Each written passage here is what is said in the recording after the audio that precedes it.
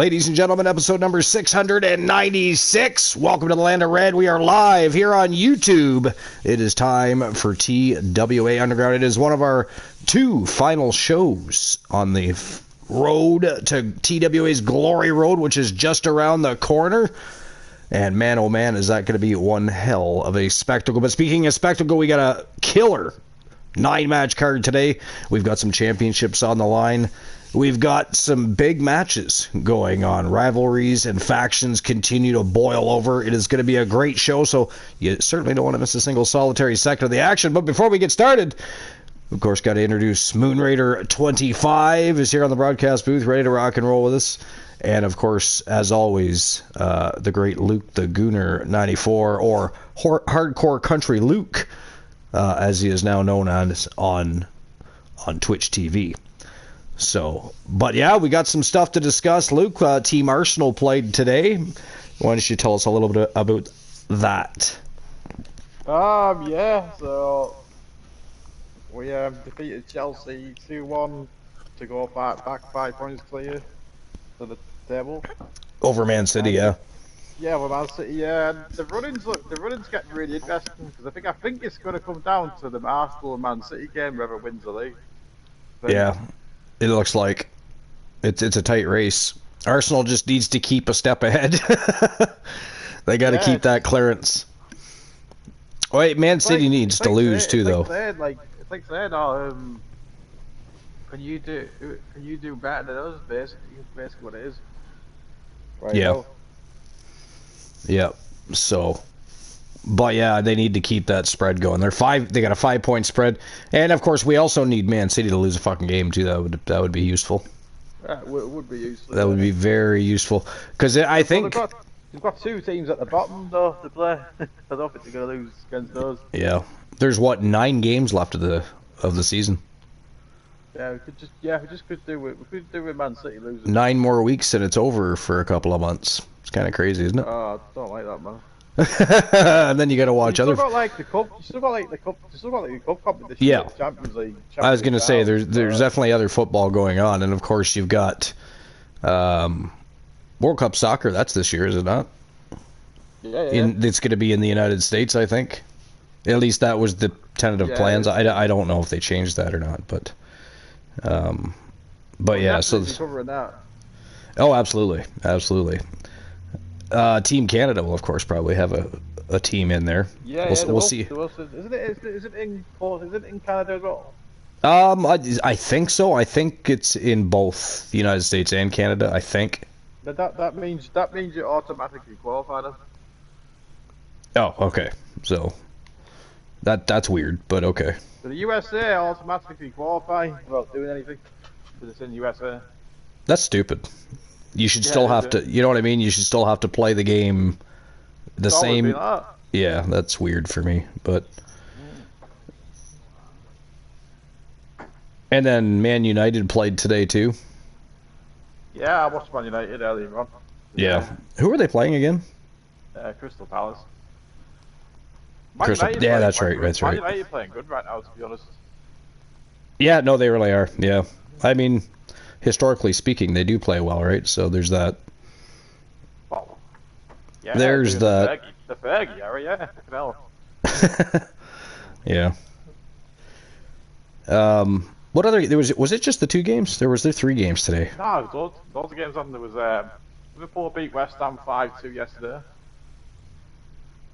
What was the score? 4-5. 5-2. Oh, 5-2. Okay. Yeah, but yeah, we need Man City to choke. They gotta choke and lose a game to give Arsenal some breathing space. It must be hard being a player though if you're going into this situation, mate. Yeah, no, absolutely, yeah. It sounds really fucking difficult to win a title, though. Well, I mean, it should be. You know? Oh yeah, well of course it's not gonna be easy, is it? No.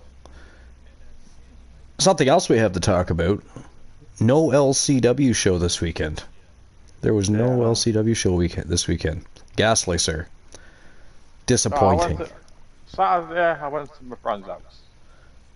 Oh, that's right too. You were yeah. You went to Went Adams.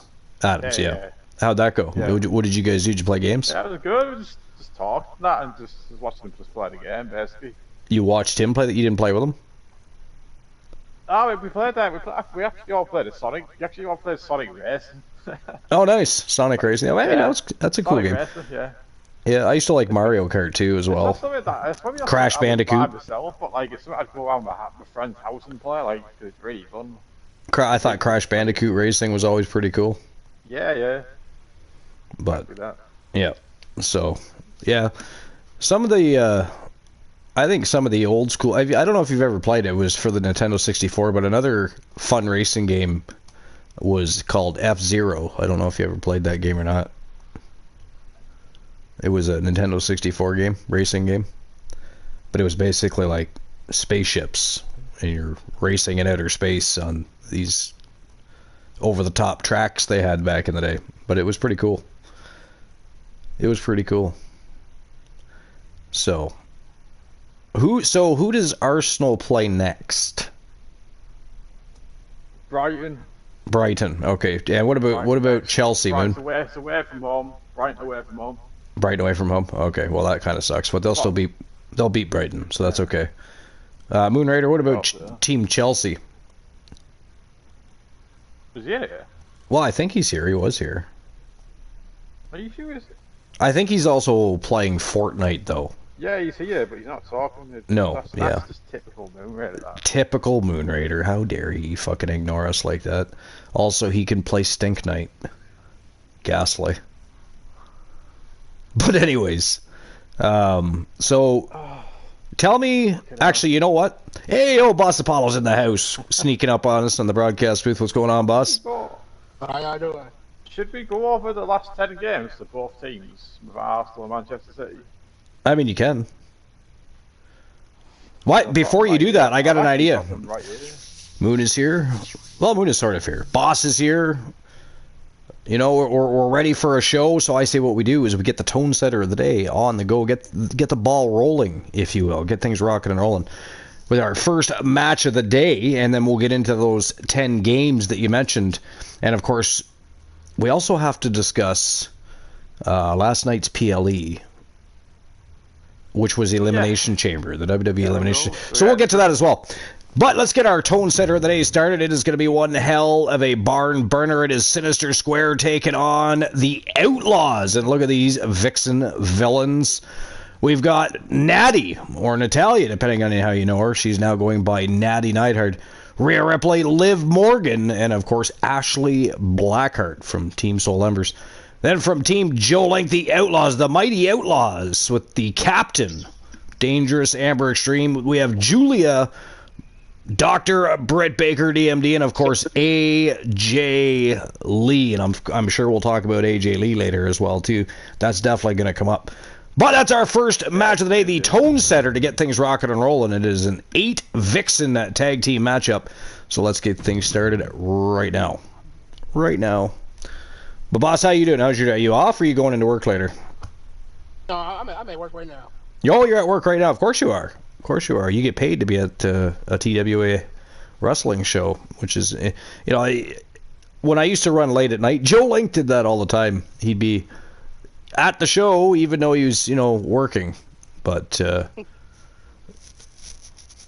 Oni usually jumps on the broadcast booth if he's on his lunch break at work, but he doesn't do it while he's working. Of course, I couldn't imagine that would go over too well. He works in a bank, right? So probably talking to clients and listening to us ramble on and on about everything from sports to nonsense sometimes. Probably wouldn't go over well with, the bank manager and the people to pay him. So, there's that. There's that. Although, to be fair, you'd think that would be like that at any job. But apparently, there are certain people, like, Sir Jack, of course, Boss, and Joe Link, who will still jump on the show when they're at work. But yeah. Well, last time Boss was at a party.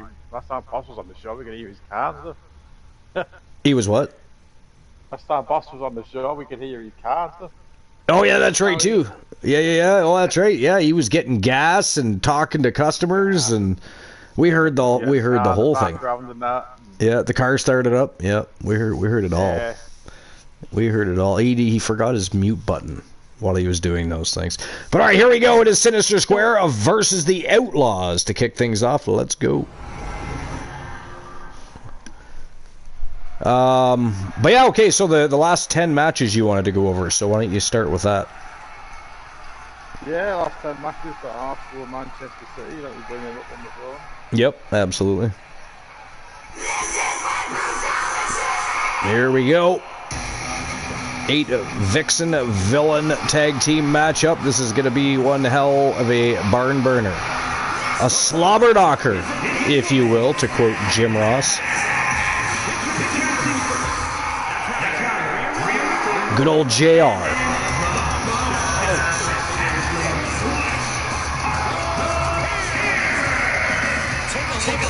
I'll be surprised if JR doesn't come back to WWE at some point before he's, you know, ready to retire from the business.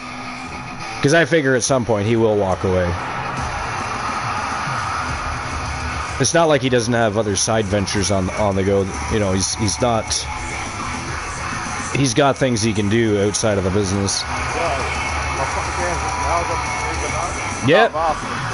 Yeah, absolutely. Yeah, you may as well start there. Like Arsenal, the reason last again and again, this is probably the last again and again, but obviously we played Scotland, we beat Spurs, this was last weekend. It was, yeah. We beat Chelsea today. Brighton's our next game. We've got Brighton, Everton, Bournemouth, Manchester City. That's going to be, that might come down to whoever decides to start to win this. Yeah, exactly, yeah. Yeah. And what's Man City's? Newcastle. Oh, you're still on Arsenal, okay. Yeah, Newcastle, Fulham, West Ham, Burnley, Crystal Palace, but if Arsenal beat Man City back up to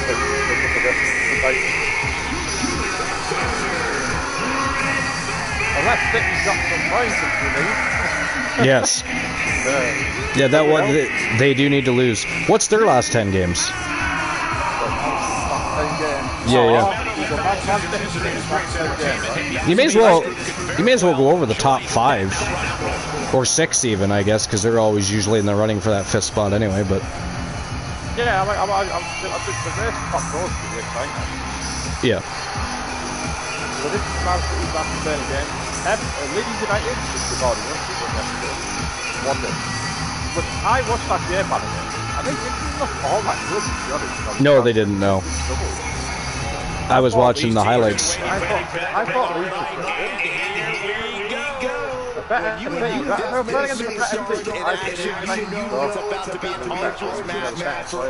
Yeah. But the team that normally weather the storm will be the one celebrating. Leeds United, Nottingham Forest, which is their next game. West Ham United, another team leader about. Chelsea away, that's good. That'd be a good game. We've got Arsenal, obviously, and might be sadly. Yeah. Burnley away, after Arsenal. Then they've got Everton. Then they've got Brentford, that's at home. And they've got Bournemouth away. They've got Aston Villa at home. And they've got Crystal Palace. Arsenal needs to beat Man City too, by the way. It might come down to that game. Yeah. It might come down to that game. It might. Yeah. Arsenal just needs to keep winning, and Man City needs to lose one, maybe draw a couple times.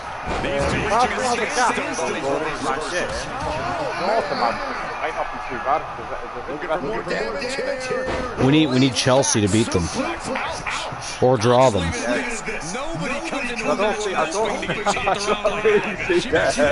I don't really see the other teams beating them. Like West Ham or Nottingham Forest. Yeah, no, yeah. That's not gonna happen. I mean, although, then look at the Wolves lately. Winning games they shouldn't, drawing. Yeah. Soul Embers in the house. What's going on at Soul Embers? We see you. We see you.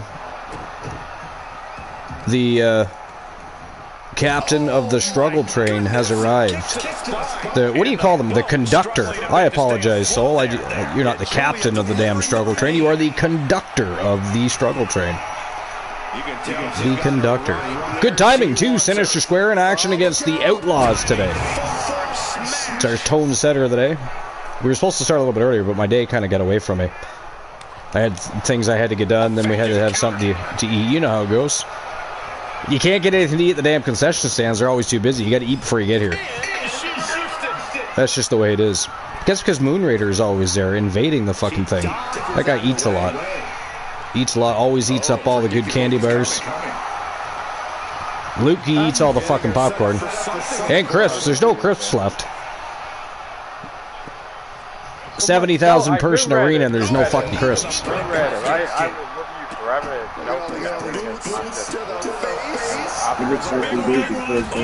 That would be great, actually.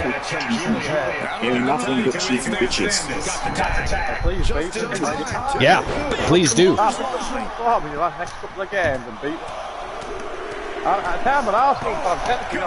think Rage took over in that moment. Nothing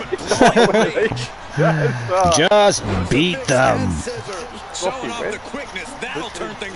I mean, if necessary, you know.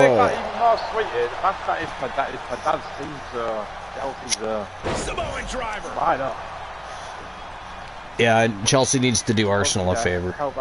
At the very least, they need to draw with Man City. Well, most Chelsea fans want to win, man. Yeah, well, yeah. I mean, Chelsea could beat them. It's not like they can't beat them. They're at least a team that can. Amongst. Today, like, you kind of like. Look at this, showing off with a big flex. And then a stomp right to the back. Yeah. Then he got his man set off.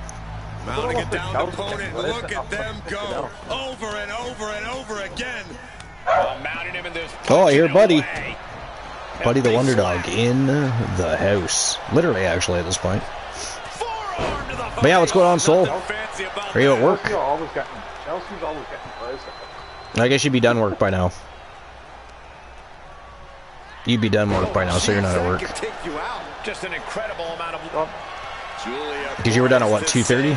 3:30? Something like that, I believe. We had that scouted. But yeah. And who's underneath Man City? Because obviously Arsenal's first, Man City's second. Who's in third?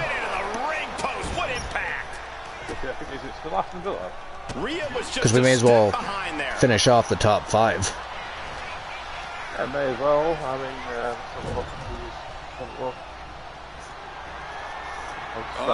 here it comes. And so far, Chelsea's playing two of the top five, are they not? Because does Arsenal not play Chelsea again? She got the tag. No, that's it now. Oh, okay. I thought they played them one more time. We played them about 3 times because we played them in the cup twice. Hopefully you don't play the Wolves again. I mean, the problem this time would be that the Wolves would be in their heads because of that goddamn game. I mean, you didn't lose, but still, that was a fluke draw. Fluke draw. By the way, what's going on with which team is it again that might be losing a bunch of points because of some sort of fraudulent behavior or something like that? It could be Man City. Oh, it's gonna be interesting. Is it Man City? Are they? Is it gonna happen? Is it enough? Is this the end? Yeah. 2. Oh, well, yeah. Shoulder up. What does she have to do to put her away? But they're being investigated, right? Yeah. Yeah, it's being investigated. So, I mean, if they do find fault, what would that mean for the season? She is still in this fight. Because unless they're going to drag this out until the end of the season, so that they can still finish the league or something, like if that could be detrimental to Man City getting near the end of the season. And now Liv is under immense pressure. Yeah, Liv's defensive instincts need to kick in. Well, I mean, it doesn't necessarily mean you're not the best team, but I understand what you mean, though. You know, it's not like Arsenal's been pitiful all year and made a comeback, but Driving down. but they get relegated all the way down. Look at this, just stop after stop after stop. Really? Yeah. Oh yeah, because they're set to lose a ton of points. That's right. Yeah. Oh, they're going to be relegated. Also, they get stripped of the part. Look at this, going right after the left arm. Gotta hurt. So, Arsenal could be champions in the 2014. No, Manchester City. Morgan with the arm into a hammer lock, steps through. Soul Embers is Kurt Angle, and he's driving a Hummer. But what are you dressed as? Legs caught. Who's Kurt Angle dressed as? The football that Anderson's playing the pitch is actually good. Yeah. But because of all that, you can't get behind like what's good about. Right. Face first off the knee. So you said. We all know how true exactly all it is. Well, not necessarily. She is feeding off this crowd right now. What comes out and stuff like that. Yeah. So you said Leeds United is in third, or no? Up in the corner. Aston Villa. These like 12 now. Yeah, they're way down the rankings. That's right too. It was Aston Villa, right? Right. Yes. Yeah. These competitors have been But what's the spread on them? Just looking for that window of opportunity, and now might be the time to seize the moment. Now's the time to keep the pressure on. Yeah, they creeped up the. I mean, they were in fifth at one point. Yeah, they just. These two do it so well together. Wow. Big knee to stop the maneuver. That top four looks quite interesting. You've got Man United, Made it to the and ropes Villa, and found a way out. and third and fourth, and you've got Liverpool, Chelsea, and Liverpool trophy. Yeah. Who gets top four? Obviously, we know Arsenal, City, obviously. Yeah. Arsenal, City, Man United probably will get top four. Aston Villa looking a little bit dodgy though after the last couple of games. Ooh, double team action from Rhea Ripley and Natty. Going to work on Julia is Rhea Ripley. Oh.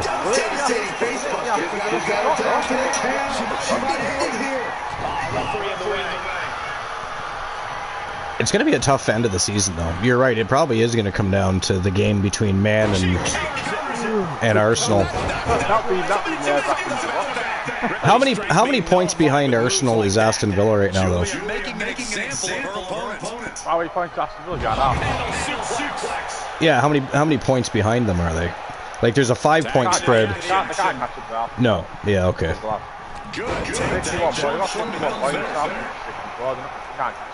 Yeah. No. Yeah. So it literally is going to come down to.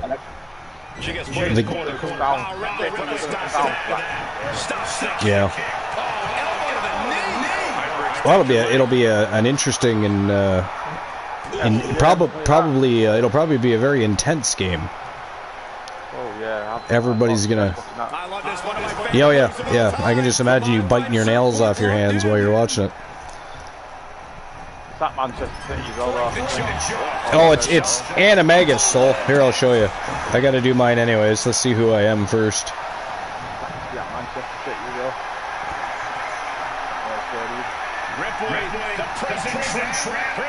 Once it pops up anyways. So I am Mick Foley.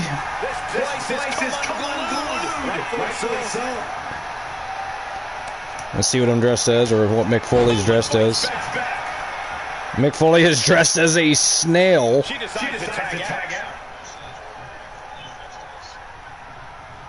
And driving.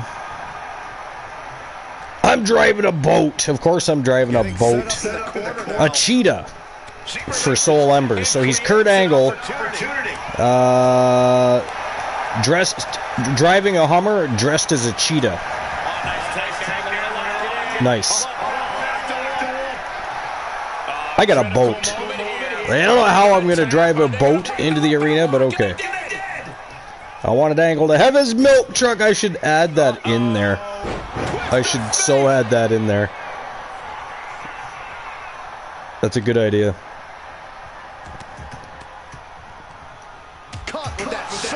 Ooh, Dr. Britt Baker burying some elbows into the midsection of Ashley Blackheart here. So far, a fairly evenly both paced and action-wise. I mean, it's been back and forth. Nobody's really had the upper hand for too long. But I think everybody would expect a great match. Wow, nice friggin' reversal by Ashley Blackheart. Did you see that? Wowzers. Here comes AJ Lee. Blackheart, nice reversal. I'm going to say Ashley ran right into her clutches. Wow, nailed her from... See how far she flew? Did she drink a fucking Red Bull? Did she drink a Red Bull before the matchup? Man, she grew wings and flew there. Holy damn, you could put a cape on her. Damn. Did you see that, Soul? Good God. Oh! I bet you saw that. AJ gets out of the way. And, oh, Superman punch by AJ Lee.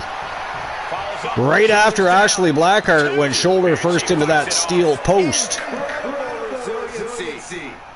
There is no padding on those. Remember, this is TWA Underground. There's no ring mats. There's no floor mats. There's even metal barricades, which is quite ghastly when you think about it. I mean, nobody wants to get thrown into a regular barricade, much less a metal one. But it is underground. You come to the underground, you better be prepared for a fight. That's just the way it goes. Anything can and will happen. But anyways, back to what we were talking about there, Luke.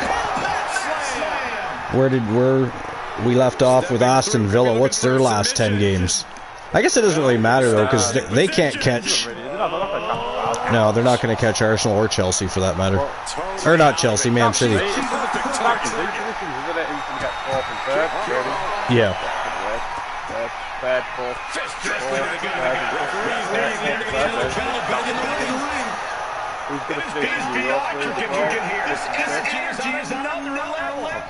Oh, come on, ladies, get back in that ring. We do not want to start things off with a damn count out. Yeah, there we go.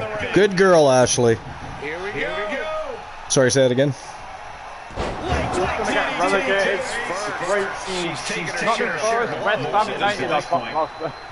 Yeah, well, that's not surprising, I guess. I still can't believe the Wolves won 2-0 the other day. I have not been. It's like in my head now. I can't stop thinking about it. It's like, what? I can understand having a bad day, right, and maybe losing by a goal or something, but you lost 2-0 to the worst team in the league. Nice double team action this time between Rhea and Ashley.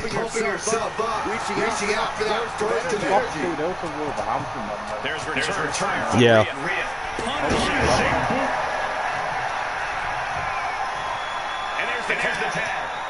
Lost 2-0 to bottom of the league. Team at bottom of the league. I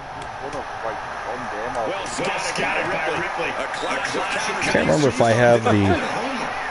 I must not have it on. Is it just World here? It could just be World here. Yeah, it is. Maybe Tag, too. I might have Tag here. Might have Tag. We do not. We have just World. Okay. I'm moving on to Blackjack. Let's see what I get. Who do you expect to win the World Cup this year?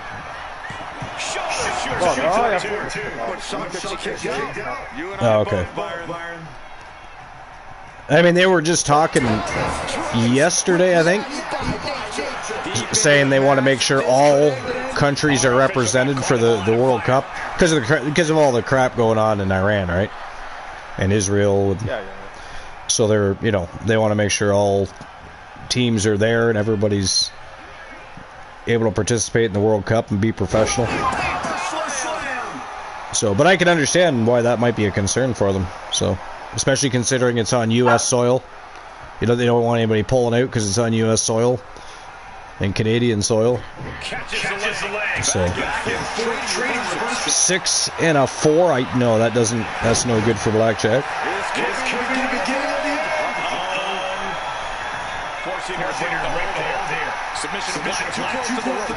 There we go. A 5 and a 1 for dice. That's no good either. I always get the worst numbers. 2 count only. Natty looking to eliminate the captain, but no such luck. Close but no cigar for Natty Neidhart. 6-6-0. Yeah, unlucky. So I didn't luck out with anything there. I was only 50% world championship worthy. 10's no good for blackjack. 5 and a 1's no good for dice. And 6-6-0 is way above the number that is standing for the lotto, which I believe is 214. As soon as it pops up, I'll make sure I pin it to the top. I do want to say blackjack, I think, is 18. 18, and I think lotto is 214.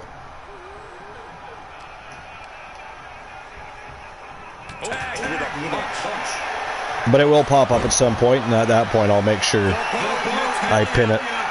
Oh, Natalia! Locks Julia. Oh, nice rope break. Julia gets to the rope. Natty looking to eliminate her with a sharpshooter. Amber Extreme, though, right there. She was ready to go and break that submission up. So I guess depending on how fast Julia tapped, if she tapped at all. Wow, nice Russian leg sweep. Right into some ground and pound by Natty Neidhart. Just a little. Just a little. Pandering to the crowd when you're against the Outlaws is not a good idea. Wow, Natalia's kind of on fire here tonight so far.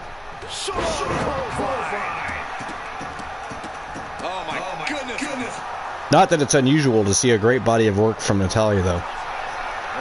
Here goes again. This time to Britt Baker. Sharpshooter's locked in tight here. Oh, look at this. Britt Baker got out quick. Wow. That surprises me just a little bit. I'm not saying she would have tapped, but how fast she got out of that sharpshooter was amazing. Amazing, I say. Don't you think, Luke? Oh, there's the... Yeah, so it is 2-1-4. Pair of 4s for dice. And I guess, sorry, it's 19 for blackjack, not 18. So let me pin that. There we go. That way everybody remembers their numbers. That's what you got to work with. Rhea Ripley back in the ring, going to town on Britt Baker's left hand. Trying to break all of her fingers.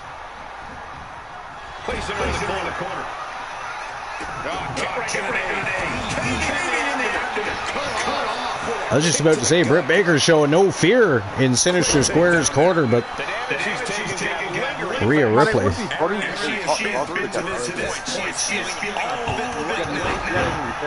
To see who get relegated? It'd be funny to see Tottenham Hotspur get relegated. So, oh, yeah. It's a thing now, man. I think this back can be down. Yeah. So I think they will. I still think we can. I mean, one thing's for certain. We don't have to worry about the Wolves winning the league. No.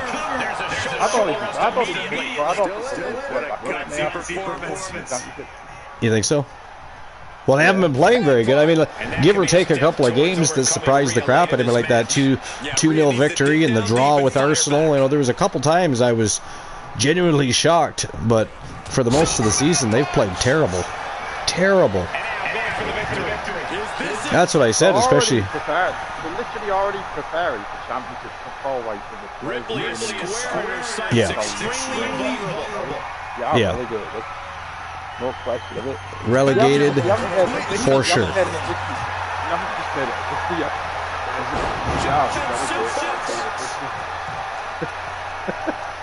Why don't we just relegate them now? They're not going to catch them. No, not at all. It would make sense, I guess, wouldn't it? Just relegate them now. Get the show on the go. We're not going to get the show with that.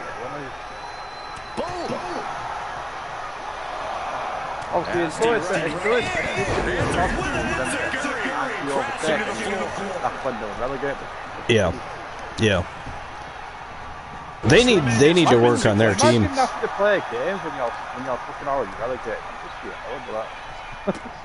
Yeah, I mean embarrassing, probably a little bit at least too. I would think, anyways. Yeah. And now placed in the corner. But yeah, they need to do an overhaul on their club. Go down to just get rid of some of those players that were involved in that fucking 2 wins all season. Yeah.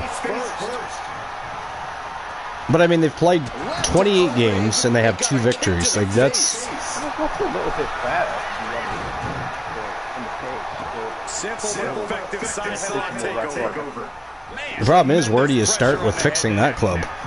And she's tagging out. I don't know what you do with it.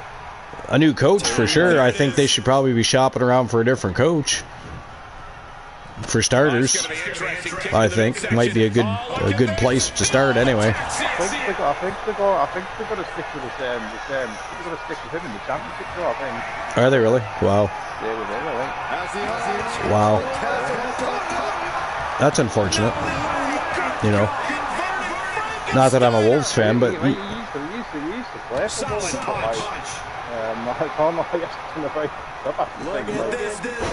Oh! Wow, flipping cutter by Ashley Blackheart.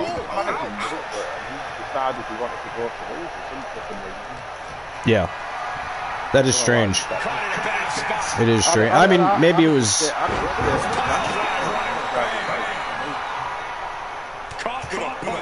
Well... I mean, the Premier League is a step up. Yeah. Oh yeah, it is a step up. Yeah, I can understand why he didn't play for Wolves as well. Look at it. Oh, did he? Oh, okay. Yeah. Interesting. How long was his career? I don't know. Oh, okay. Well. And that is it. That is all, ladies and gentlemen. The winner of the 8 Vixen Villain Tag Team matchup representing Team Joe Link. It is Julia, Dr. Britt Baker, DMD. We've got AJ Lee, and of course the Captain Dangerous Amber Extreme. They are the Outlaws, and they just picked up a big win over Sinister Square from Team Soul Embers. Congratulations to Team Joe Link. Speaking of Joe Link, he saw that matchup with Stone Cold Steve Austin when, like, he kicked out at the exact time they counted the 3. Remember that matchup? That was awful, too. He clearly kicked out. That pin should not have counted. He totally got screwed there, big time. But it was during one of our last shows. I think it was on Wrestle Wars Genesis, I believe. Oh no, wait, was it? Now I'm trying to think. It was a tournament for the Legends Championship, I believe, and Joe Link was facing Stone Cold Steve Austin. Austin had him pinned, but Joe kicked out at the exact same time the pin happened. The pin shouldn't have counted. And even Stone Cold goes outside the ring and throws his hands up. He's like, I don't know, man. The fucking ref counted the 3. I win. Too bad. So sad. You were on the show. See, it was the Legends Championship Gold Rush tournament, which Paul Orndorff ended up retaining again. Yeah. It was crazy. No. Joe Lincoln totally got screwed over in that matchup by the referee for sure. But all right, and he kicked out. I know. Like, it was right at the same time too. I don't know. It was weird. No, Stone Cold beat him, and like Joe Link was visibly upset in the ring, talking to the ref, and it wasn't 3, I kicked out, and Stone Cold's outside shrugging and putting his arms up. He's like, I don't know, the ref counted 3. It was an interesting situation, but I would almost guarantee we're going to see those two run that match back again for sure. But, all right, here we go. Next match of the day, Extreme Rules Tag Team matchup. It is Dark Vengeance. Pardon me? What'd you say, boss? Nothing? Yeah, that's a funny match. It was definitely a 1, 2, 3. Oh! He definitely kicked out. Oh, yeah, he kicked out. Yeah. It was like right at the same, like how they, I don't know, that was a wild matchup. But like I said, if you go back and watch the replay, you'll see Stone Cold outside the ring with his hands up going, I don't know. And Joe was visibly pissed in the ring. It was kind of funny. All right, here we go. Extreme Rules Tag Team matchup for our next match of the day. It is Dark Vengeance, Morgan and Tessa James taking on Michelle McCool and Tiffany Stratton. They are Flawless Time. And it is time for Extreme Rules Tag Team. Let's go. Can you hear me now? I can. I feel like we're on a Verizon. I'm a Grey Wolf. I am Celo Miedo, which is Pento. Yeah. And the vehicle I'm driving is a Model T, which I think, if I'm right or not, it's a sports car. No, a Model T is like an old Ford vehicle from the early 1900s. Oh. Yeah. But, I mean, I could see Penta cruising around in one of those bad boys. One day, somebody got it with Brock Lesnar, and I'm thinking, I don't know, man. I feel like if Brock got in, if he could fit in a Model T, I think he breaks it. He'd be basically driving around on a frame with an engine at that point. I think he would break the vehicle. But, it's an old... you can look it up. There was Model A's, Model T's, and it was late 1800s and early 1900s that a lot of those cars came out. But, yeah, I do know... I don't know the people that own them, but I do know there's people around that still have Model T cars. So there's... I love seeing vintage cars. I'm kind of a bit of a car buff, but yeah, Model Ts were pretty cool. Plus, it's a piece of history, right? It's a piece of American history. So, yeah. But anyways, here we go. Dark Vengeance, Flawless Time. It is Team Rocky Cross and Mrs. Cross versus Team Hardcore Country Luke. Let's go.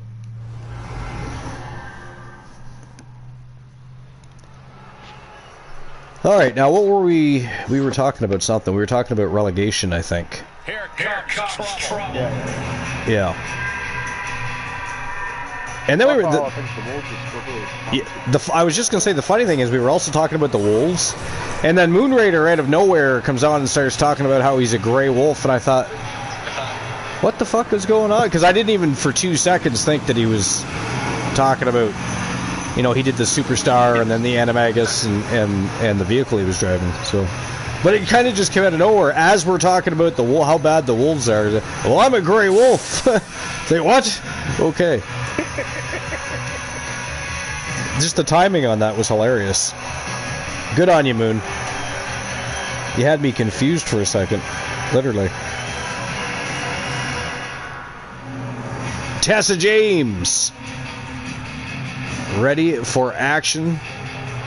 Morgan James going to park that ghastly Mad Max-esque mobile.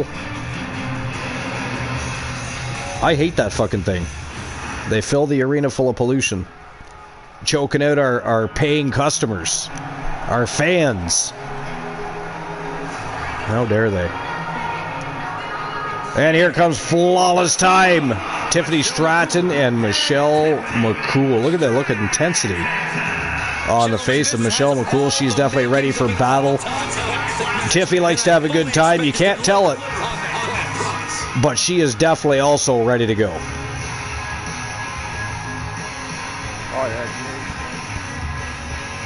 I told them if they don't get rid of it, I get rid of them.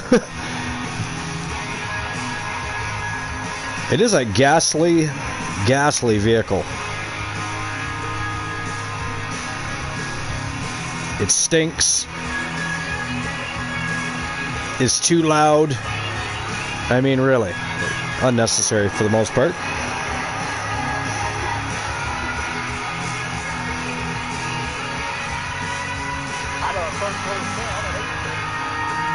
You said what?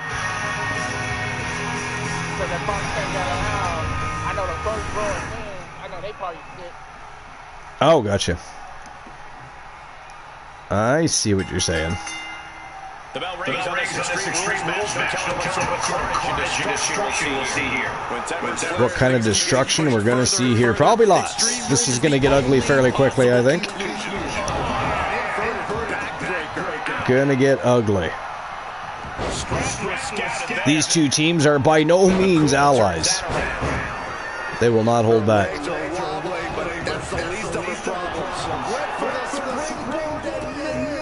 But anyways, so next order of business, I think. Boss, did you watch the Elimination Chamber? You watched the highlights of it. Luke, you watched, I know you watched it because me, Luke, and Moon Raider were on the broadcast booth watching the Elimination Chamber together, so no, it is, yeah, it was fun, actually, yeah. We should do that more often. But, I mean, you wish they had what?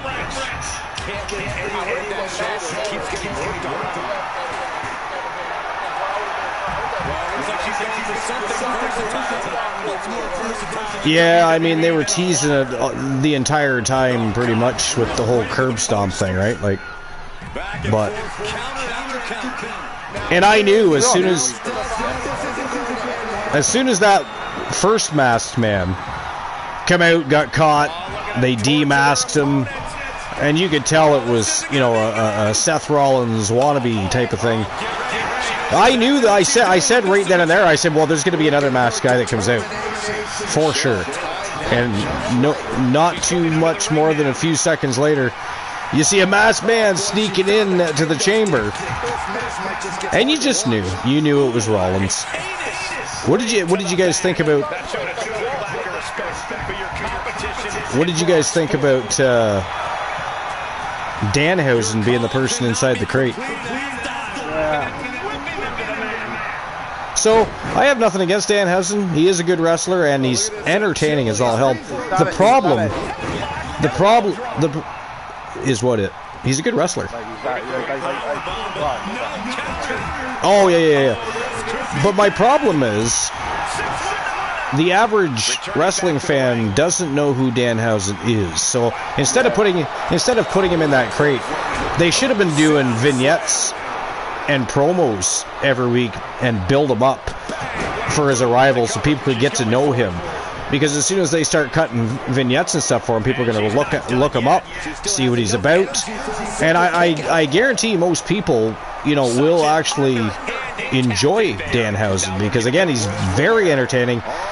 It would be awesome to see some segments with him and R-Truth. R-Truth probably mistake him for Sting or some bullshit. You know, there's a lot of funny things that could happen there. But on top of being entertaining, he is also quite a good wrestler. So,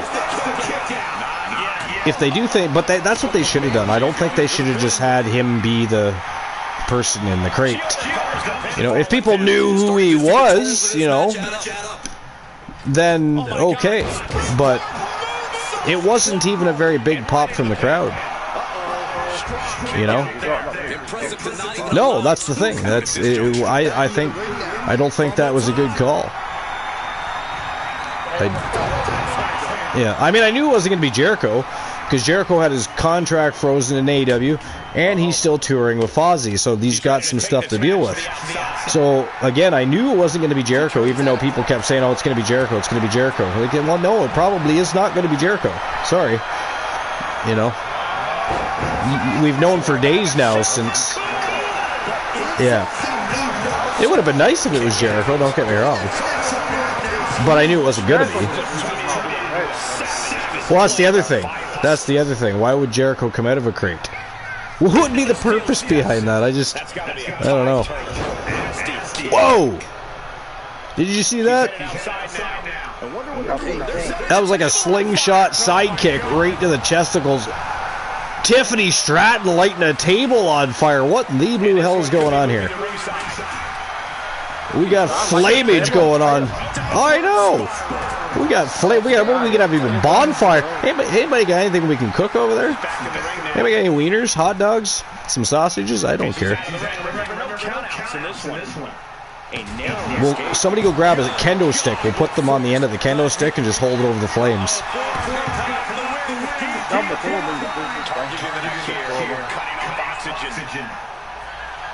Michelle McCool in trouble on the other side of the ring here. Tessa James had a submission locked in pretty tight there. But they are outside the ring. It is Extreme Rules, but you do have to... The pinfall must take place in the ring.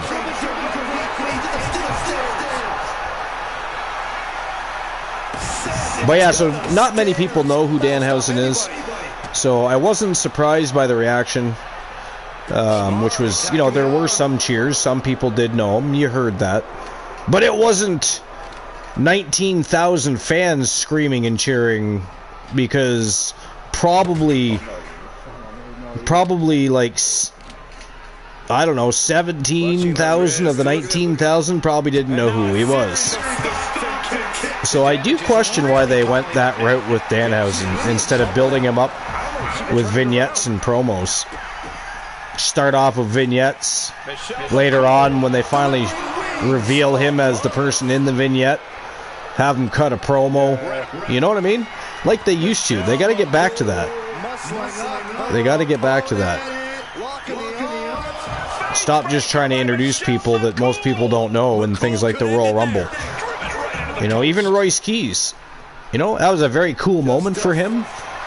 But just like Danhausen, most people didn't know who Powerhouse Hobbs was. You know? There's a lot of people like that, unfortunately.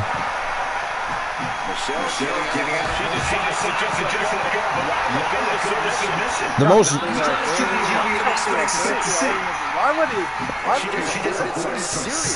Well, because people, there are, you know, he does have his fan base, and he is good. He is good, so why not?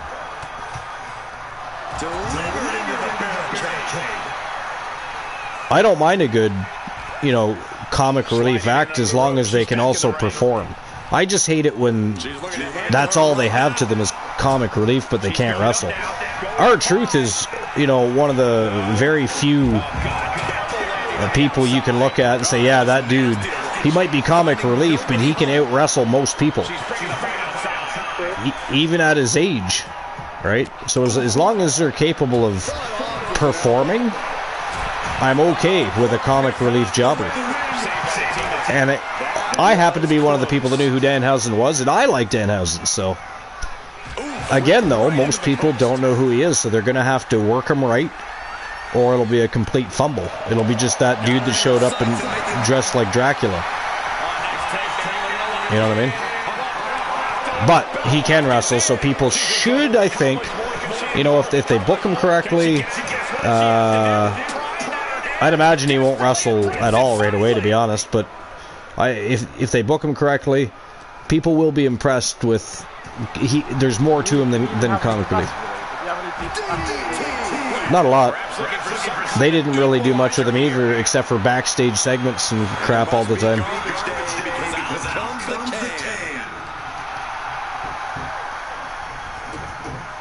But I mean, in AEW, it's like watching certain aspects of the late 90s and early 2000s pro wrestling. It was the same few people always getting pushed. So...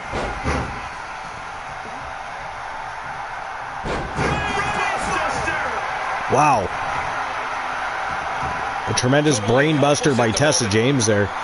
Look at the strength of Michelle McCool here. Oh! God. Damn, busted her open. I'm pretty sure she hit the top of the ring post there. Michelle McCool, I think, might be looking to end things here. Tiffany Stratton taking care of Morgan James with a frickin' sledgehammer out there. Michelle McCool rolls her up Looking for the 3 count here. And that is it. That is all, ladies and gentlemen. The winner of the Extreme Rules Tag Team matchup, Michelle McCool and Tiffany Stratton, a.k.a. Flawless Time from Team Luke the Gooner 94, a.k.a. Hardcore Country Luke. Big win for Flawless Time over Dark Vengeance. Former tag team champions they are. And of course, Flawless Time would love to become tag team champions. And that right there is a matchup that can ignite those conversations, if you will, I think. Luke, what do you think? That was fantastic. And Michelle McCool even. Yeah. Tiffany Stratton took care of business. She knew that Michelle McCool had things well in hand in the ring. She took care of business outside the ring. Michelle McCool picks up the 1, 2, 3 for Flawless Time. That was fantastic. Orton will be 15 times. He better. You know what? If he walks out of there without a championship at WrestleMania, you know, people will eat them alive. Because now people want to see Orton get that number 15. That was the biggest surprise of the entire Elimination Chamber, actually. Was the fact that they actually let Orton win the match and go to Mania to wrestle Drew McIntyre for that World Championship. And let's be honest, that needs to happen. I know Cody Rhodes is fighting him again. Right? What, next? Is it next week? Is it this week or next week? That Cody Rhodes gets a rematch for the WWE Championship against Drew McIntyre. Obviously, that's not going to happen. Something will happen. Probably Jacob Fatu or somebody will cost Cody Rhodes the match. And it'll end up being Jacob Fatu versus Cody Rhodes at WrestleMania. And Randy Orton will go on to probably defeat Drew McIntyre at WrestleMania 42. I think. Hopefully they don't do Cody versus Randy. I'm tired of Cody at WrestleMania now. They can come with a different storyline now. Yeah, I have no problem with Cody becoming champion again eventually, but yeah, he does not need to be headlining WrestleMania again. Does not. Yeah, I'm not talking definitely. At least not right now. No. Far down the line. All right, here we go. Matchup number 3. It is Sarah Santana taking on Ivy Nile in an underground match. Of course, Sarah Santana was undefeated until not too long ago. She finally suffered her first defeat. Went down looking good, though. She went down swinging. It was a fight for the entire matchup. What a battle that was. But she managed to pick up her first loss in TWA. Her record, I believe, stands at 4-1 as she comes into this matchup with Ivy Nile. This also happens to be Sarah Santana's very first underground-style matchup, so we'll see what happens there. But here we go. It is Sarah Santana and Ivy Nile Underground Rules. It's showtime and go time. Let's go.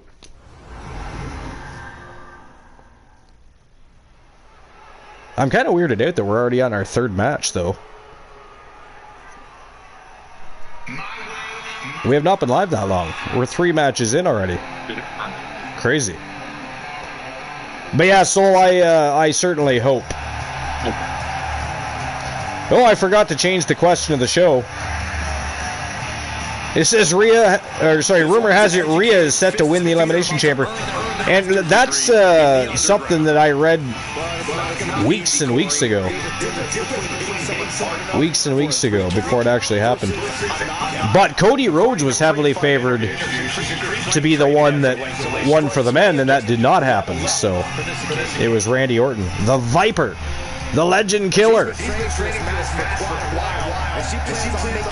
But I was pretty happy and excited that Orton won that match, to be honest. I don't know about anybody else. I didn't expect that one. No, I didn't expect it either. That's what made it even better. But like I said, they don't have a choice now. They cannot let Randy walk out of there without number 15. People would fucking lose it. Lose it. What the plan would be, because it's Cody Rhodes versus Drew McIntyre Friday. Yep. And I think Jacob Fatu will fuck that match up, though.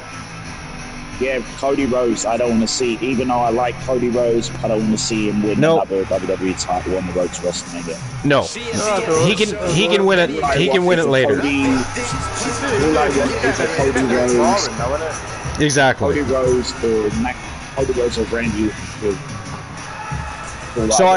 But I think what will happen is Jacob Fatu will end up facing Cody Rhodes at Mania, and maybe Cody Rhodes aids in Orton winning that championship somehow. Not that Orton can't do it on his own, but if Cody wants to stay in the title picture and stay relevant, you know, after he beats Jacob Fatu, which he probably will do, you know, unless the Vision gets involved, or not the Vision, Jesus, I don't know why I said the Vision. Well, I mean, I guess the MFT is what I was, like Solo Sikoa or Tongaloa, Tamatonga, Talatonga. One of those guys could end up helping out Jacob Fatu, but if not, I don't know. Do you guys think Jacob Fatu can beat Cody Rhodes at Mania, though? Do you? Yeah. Okay. Okay. Fair enough. Yeah. Well, Jacob Fatu's actually really good.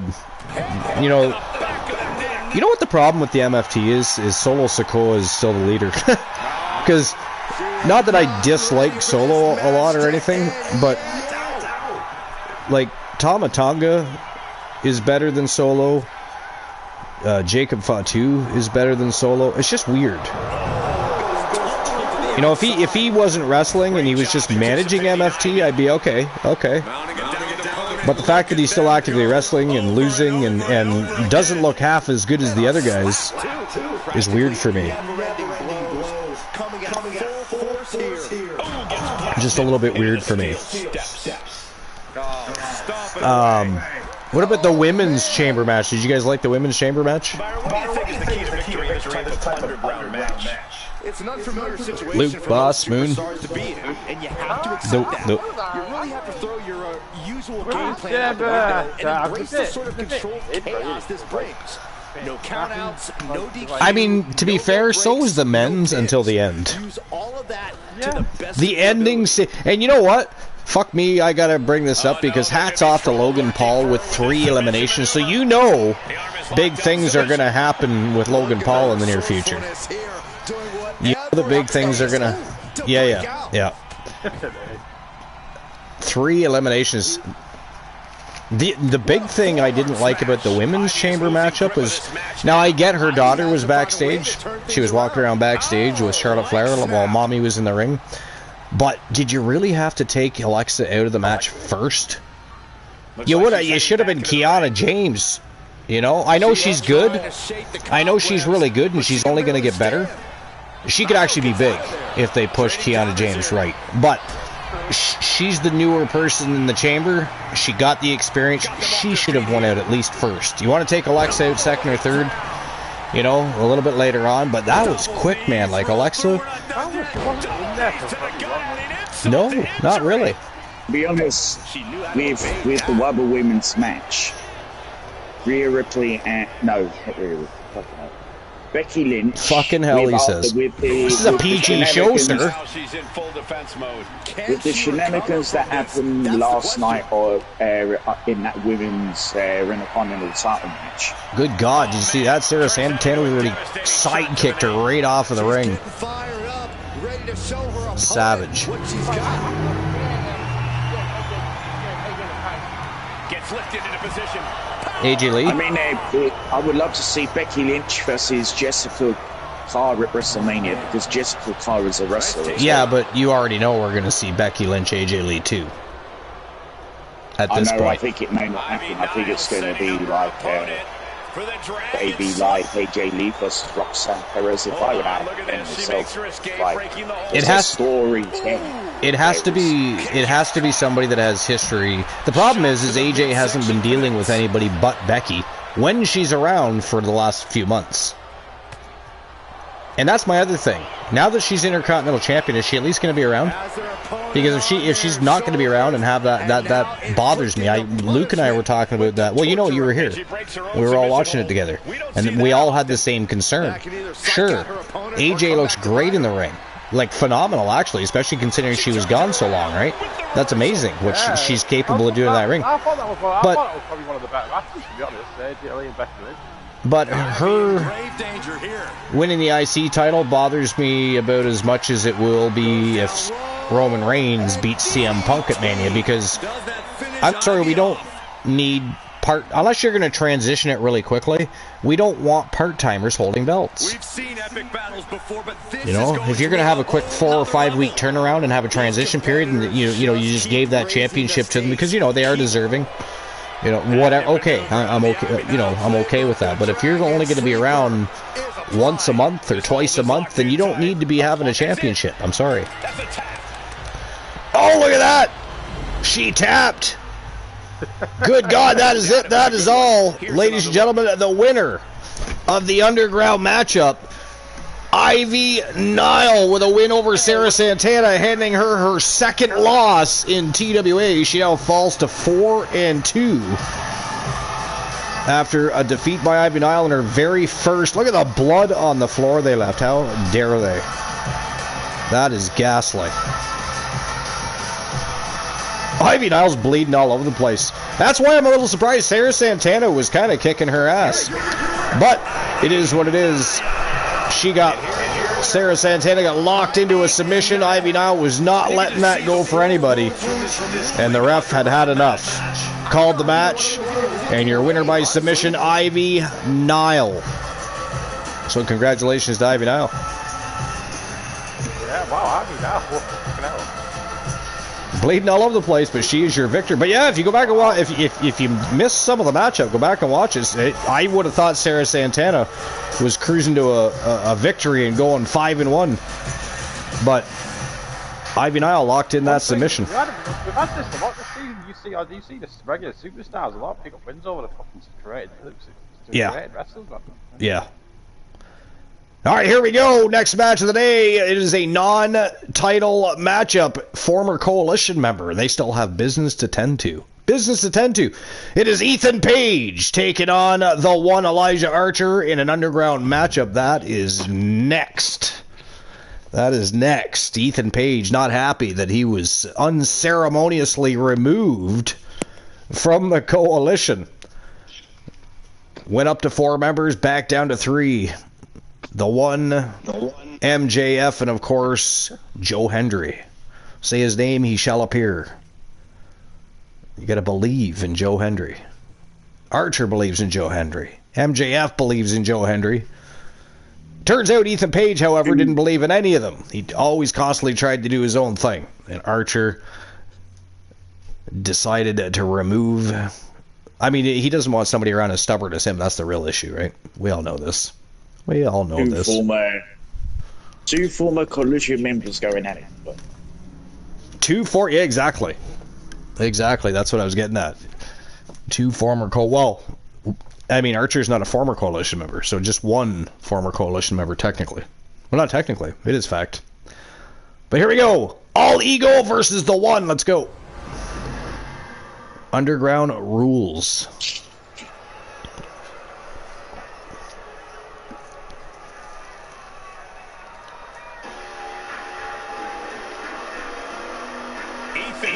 But anyways, does anybody have a favorite moment from the Elimination Chamber? Anything that you took away that you did enjoy? Yeah, no, I agree. That was a great match, actually. Great matchup.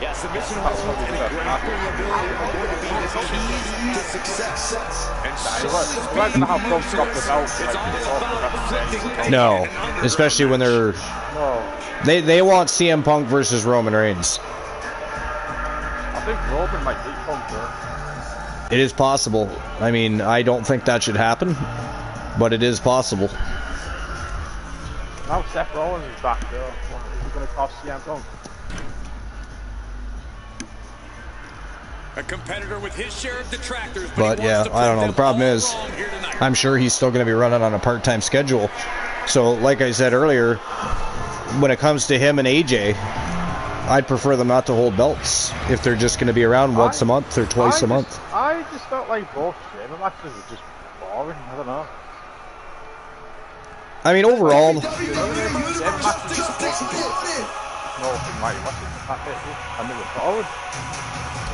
yeah. They were boring. They weren't that good. Chamber matches weren't that good. And here he comes. He is the reigning, defending TWA Underground World Champion, the one Elijah Archer. Looking to take out former Coalition member, All Ego Ethan Page here tonight. Settle some business. Settle a score between the two.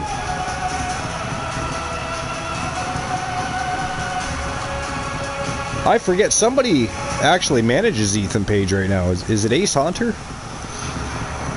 think it might be Ace Haunter.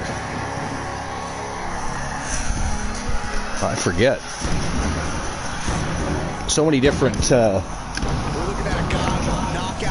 claims and hiring from different management teams at one point.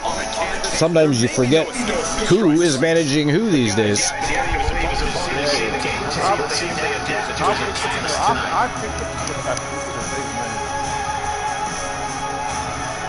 Hi, Saphira. And I know it's you. Love you too. Thanks for stopping in. Are you feeling better? Saphira's in the chat room. Are you feeling better, Saphira? And Ace, is it you that manages Ethan Page?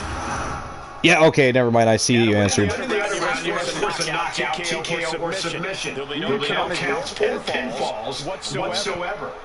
You know, he does still have them.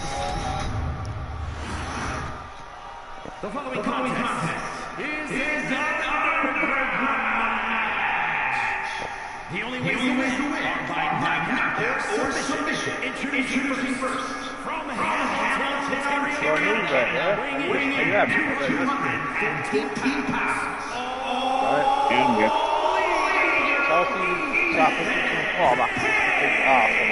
going to beat Man 6, right?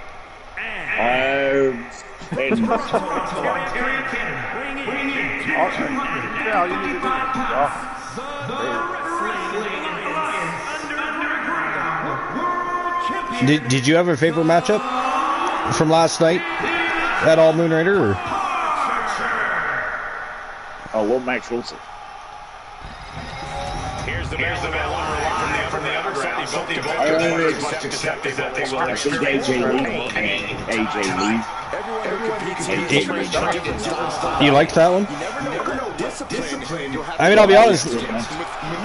I wasn't sure if AJ was going to win that or not, because like I said, I wasn't sure what her schedule was going to be like going forward. So I didn't know if they were going to put the belt on her, or because again, is she going to be around for the rest of the road to WrestleMania, or is she going to be around for one show and then not show up again until WrestleMania? I am interested to see what they do going forward, though, because I feel like Becky Lynch is going to want a rematch. I feel like she's going to want a rematch. Do you guys not? Do you not think that Becky Lynch will want a rematch?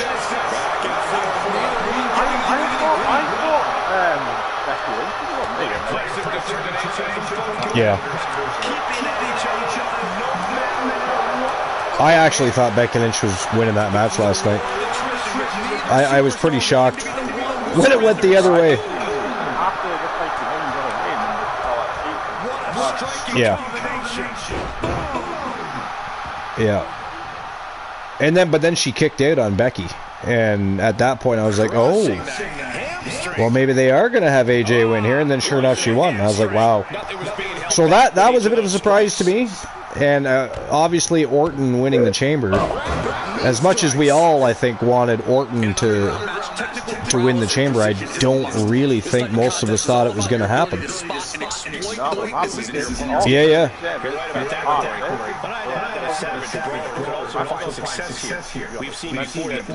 No, the men's chamber sucked.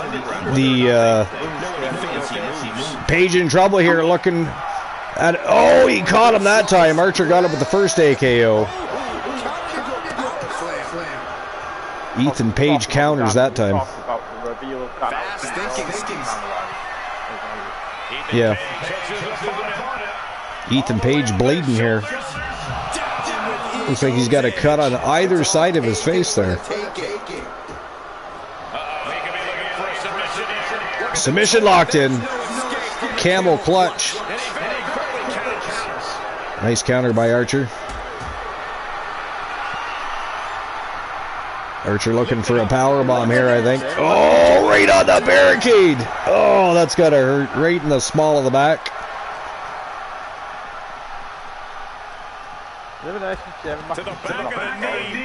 No, they shouldn't. And they were, for the most part. You know, again. Oh! Another AKO. Ethan Page still in it to win it, though. Archer unable to knock him out here. Might have to submit him or pin him, bro. You can't pin him. You got to either submit him, knock him out, or TKO him. But so far, Ethan Page showing just how resilient and tough he is. But yeah, no, yeah, the Elimination Chamber was disappointing, I think, for the most part. Twist of fate. Yeah. Yeah, I don't know. I mean, I get the fact that it's the road to WrestleMania, so we can't expect miracles or tremendous... But they could have had a better chamber than that, you know. And I didn't like the fact that it was Danhausen that was in the crate. Wow, that is it. That is all, ladies and gentlemen. The winner of the Underground matchup, representing Team Ace Hunter and the Ego Club. All Ego. Ethan Page somehow picks up a win over the one Elijah Archer, who was, you know, pretty much handing him his ass. Busted his face open on both sides, AKO'd him more than once. But Ethan Page showing resilience and toughness for sure. Hi, Saphira. I said hi earlier. You just didn't hear me, I don't think. Say hi back, Dad. I tried to call you. Yeah, you tried to call me, but I'm live right now, Saphira. I'm live right now, so I can't exactly talk on the phone. I mean, I can take a break in just a little bit, and I can call you quick. But, I mean, you can also sit here in the chat room, watch the show, and you can talk to me on here, too. Right? Right. I'm right. You know I'm right. Admit I'm right. I don't know why you're going by Jennifer, though. That's your middle name, you nutball. That is your middle name, you nutball. Well, actually, her name is Saphira Maya Jennifer Hunt. Her mother threw in the Jennifer. Works out kind of well. We actually have a Jennifer Hunt in the Hunt family. Are you feeling better, Saphira? Saphira wasn't feeling very good, so she didn't even come over this weekend. She did not come over. Hurt my feelings. I was sad and lonely last night. How dare you? How dare you? But yeah. You gonna say hi to Luke, Saphira? You remember Luke. You guys were on the broadcast booth together once before. Remember he said, "Shut up, kid." And then you proceeded to make British accents, or attempt to anyways. Trying to mock Luke. That was actually one of the funniest broadcast booth moments ever. And there was a few times where I was in people's channels, and when they gave me a shout out, that very VOD would pop up where Luke and Saphira are going back and forth on it. It was fantastic. It was fantastic. You feel better? Hold on, be right back. Okay. He right back, be right back. Starts with a B, not an H, but whatever. All right, here we go, ladies and gentlemen. Next match of the day. It is a special guest referee matchup between Nia Jax and Madam MJF, also known as Maria Juliet Francis Selena Price. Going to be our special guest referee for the matchup from Team Ace Hunter and, of course, Ego's Paradise. Well, that's our next match of the day, so let's get to it. Let's get to it, shall we? Matchup number 4 already.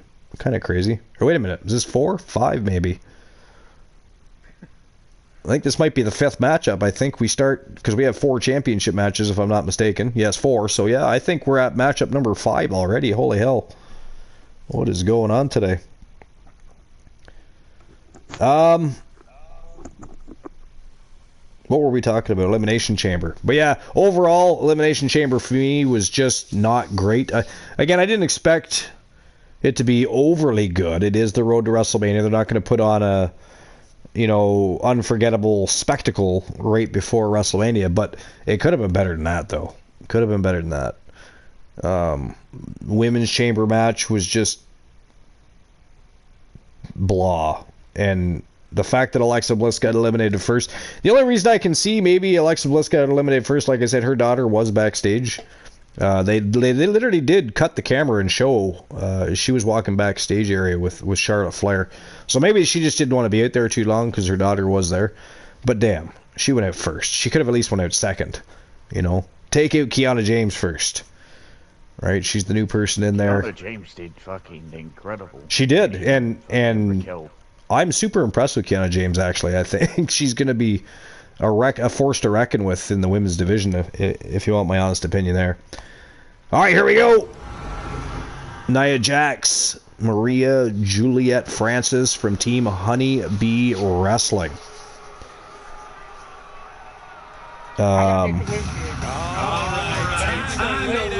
Sorry, say that again. Yeah, right. William? Oh, Trick Williams. Yeah, no, he did very well. He's very over too. It's funny because he's supposed to be this cocky, heelish character, but he's going to be stuck, I think, in the same situation as like people like Stone Cold and The Rock at times, Undertaker, where you try to push them as a heel and the fans are like, no, fuck you, we don't care if he's a heel, if he's a neutral, if he's a face, we're cheering him. People like Trick Williams, flat out. Yeah, they do. Do you feel better now that you've, you know, belched on the broadcast booth without your fucking mute button again? How dare you? How dare you? It wouldn't be. I don't think it'd be a show though if Luke didn't belch at least once or twice during. People would start to think he wasn't feeling well or something. We can't have that. We can't have Luke's DMs get flooded on Discord because people are, you know, worried about his mental health or his well-being because he's not belching on the broadcast booth. It's got to be done.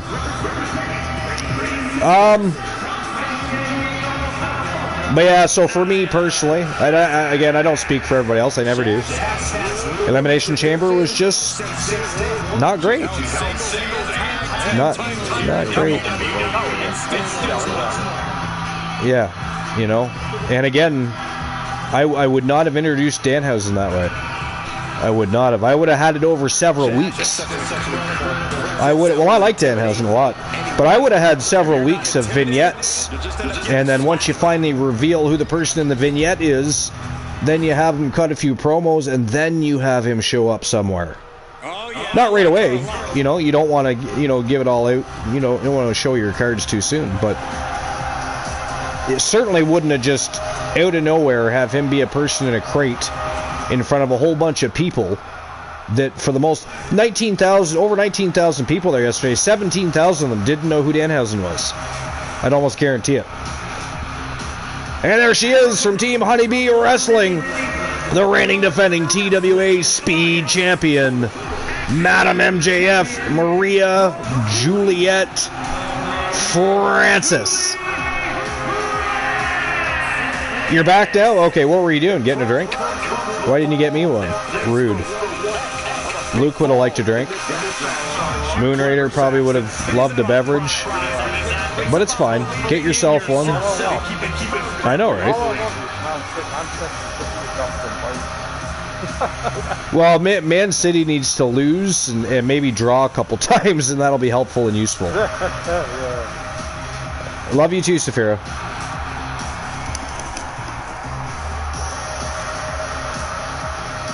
Love you, love you, love you. Okay, I love you back. Say Luke is gay? I mean, Luke isn't gay, though.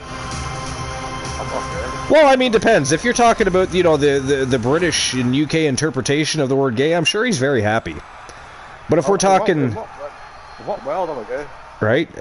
Like, well, I mean, you know, you could be gay as in happy. But not North American gay. Because over here in North America, we take words like that and pervert them all over the place. Somehow gay ended up meaning homosexual over here. Go figure. But it is what it is. Saphir says he is. He's not, though. He's happy, but he's not. He doesn't like other boys. Well, not to date them, anyways. He likes boys. You know, he's got male friends, but he's not. You know, bringing them home to introduce his parents to them, if you will. Infinite Oni in the house. What's going on, Infinite Oni? LLW was smoking hot yesterday. Hopefully everybody had a chance to check out the VOD if you weren't there. Very good show. That was one of the final 2 shows of LLW, unfortunately. So we have one left, which of course is the next big stream per view or pay-per-view or PLE, whatever, name your cliche. It is the next big show and last show for LLW. Actually, Oni, if you could tell us a little bit about that, tell everybody a little bit about what the plan is for the final LLW show is, what everybody can expect. Personally, I'm saddened that LLW is disappearing. I think LLW has been one of the most creative and fun promotions to be involved with, just because it was so much different, because it was a different universe. It was like, what if Madam MJF was from a different universe? What would they call her there? How would she perform there? And we got a lot of answers. Yeah, LLW is awesome. So pay-per-view called Lethal Exodus. That's a fitting name, considering it'll be the final show too. You could have even called it Lethal Exodus Omega. Exodus meaning exiting or leaving or escaping, and of course Omega being the final, the last. Exodus Omega. But anyways, yeah, LLW, very creative, a lot of fun, and I think I won't be the only person that misses that show, that's for sure. That is for sure. Oni, what did you, what's your plan for Lethal Exodus? What are some big matches we can expect? Charlotte Knight challenges Morvella for the world title. Lady Freedom taking on Beatrix Scarface one last time. Sean Kellogg faces Alex King. Already. I mean, that's already... Well, it is a pay-per-view. I was going to say it's already pay-per-view worthy, but it is a pay-per-view. So not really the words I'm looking for, but... Already a banger planned for the final episode of LLW. Speaking of episodes, we're now only 4 episodes away from episode number 700, guys. We're coming up on 700 for TWA. And of course, again, this is one of the final 2 shows before TWA's next big SPV, which is TWA's Glory Road. It's right around the corner. We have but 1 show remaining before Glory Road, which will of course be Wrestle Wars Genesis. And anything can and will happen on Genesis, just like it's happening tonight as we continue the road to Glory Road. We should cover some hockey. Do you have that in front of you? I thought exactly how to find me, but I can't. How dare you offer to talk about NHL and not have any info in front of... It's fucking Moon's fault. Moon Raider had me sidetracked. It's your fault. You had me sidetracked. Who'd they lose to?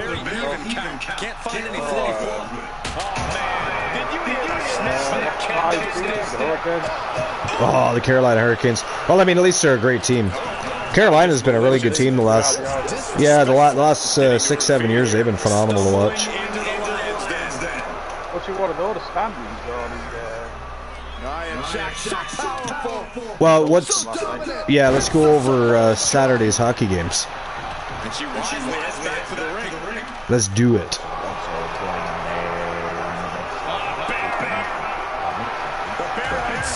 Yeah, I forget who they're playing. Who are they playing?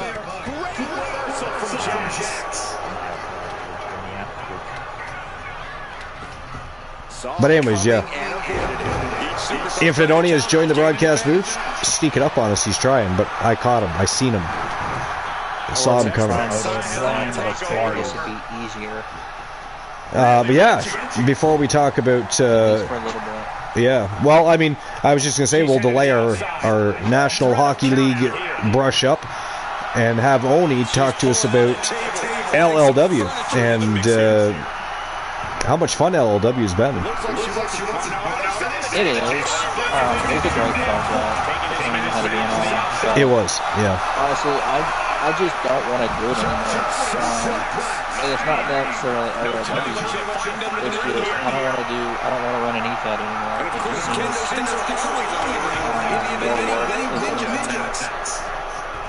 that you don't have time for these days anyways. Well, I mean, I do. It's just it's not really fun for me anymore. No, yeah. I mean, that happens to a lot of people that run EFEDs, actually, to be fair. And we are small, but that's also the intention. Yeah, of course, yeah. We're not aiming to be some big promotions. No, yeah. No disrespect, but we're not BWA, we're not BDW, we're not trying to be them. No. Or PWA, to their respect, is the best promotion, by the way, out of the three. But nice save. That was pretty handy. Fuck the other guys.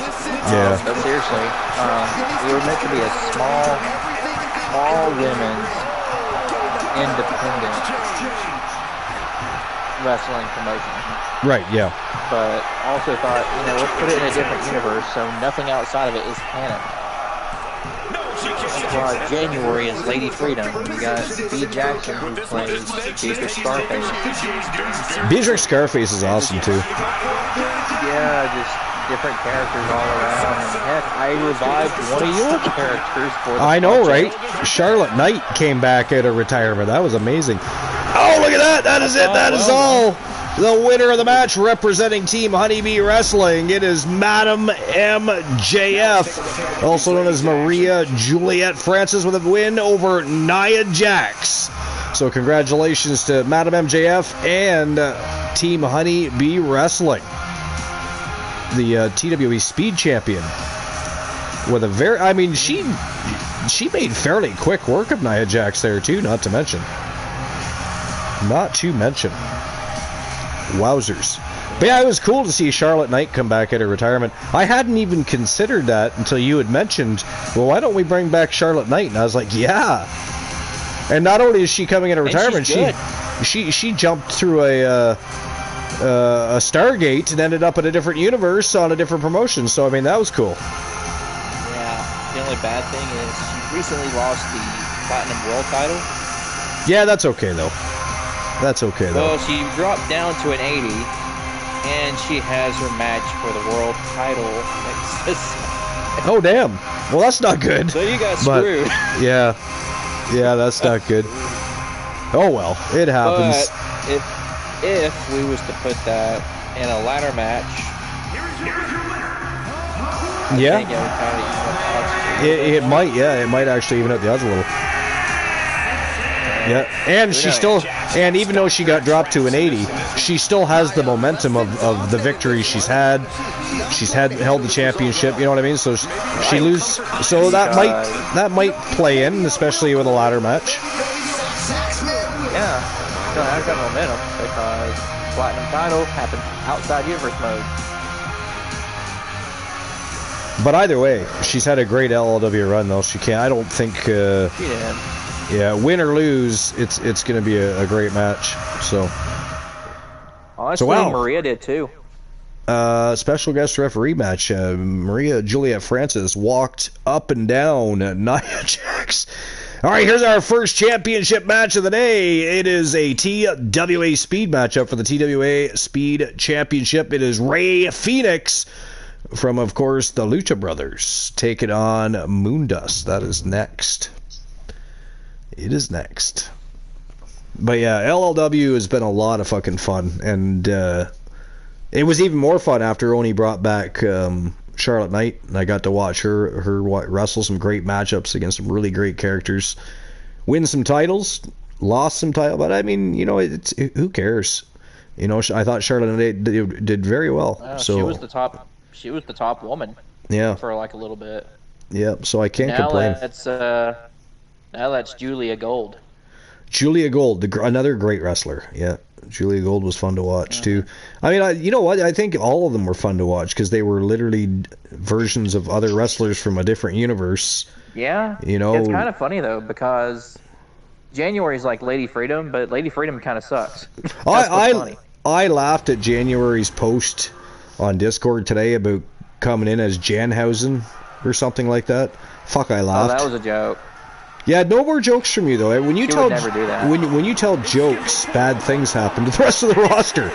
Well, no more jokes. Is, she ain't gonna do that. She's actually had history with another wrestler named Dannyhausen. Dannyhausen. In HCW, or back in Queen of the Hive. Ah, yes.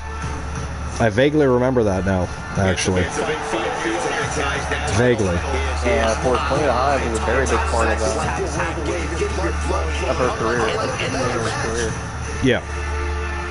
That was like her first place outside of Diamond Promotions. But yeah. Rey Fenix making his way to the ring. I like Rey Fenix, but I got to tell you, I personally don't think he's as good as Penta. Just my own opinion. Want to talk about Elimination Chamber? Do I want to talk about it?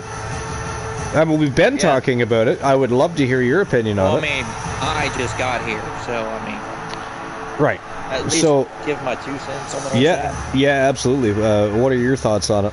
I didn't watch it all, so I mean, in fact, I didn't really watch any of it. I just saw clips and heard about stuff. So, I didn't like Rhea winning. I know that's unpopular opinion. We didn't either, actually. Like, we all like Rhea, but she did not need to win this chamber match. If anyone needed to win it, it was Raquel. Yeah, and the other pissy part about the chamber is Alexa Bliss going out first was just in poor taste. The only thing I can figure, like I said to Luke and Moon and everybody, her daughter was backstage, because they actually cut the camera at one point and you saw her walking backstage with Charlotte. So maybe she just didn't want to be in the ring too long while her daughter was backstage. I don't know. But either way, damn. I mean, I thought as good as Kiana James looked, and she's getting more impressive by the week, but she should have been the first one out of there amongst the people that were there. Yeah. Not Alexa Bliss. I just thought that was terrible. I knew Alexa wasn't going to win. But first? Eliminated first? Really? Wowzers. Like, who'd she piss off? And here comes the reigning defending TWA Speed Champion from Team Moonraider 25. It is Moondust, the leader of Team Chelsea. Like, it would have been cool if Raquel did win, and then I guess somehow ended up making Liv and Stephanie a triple threat, and then there was some beef between Liv and Raquel. Yeah.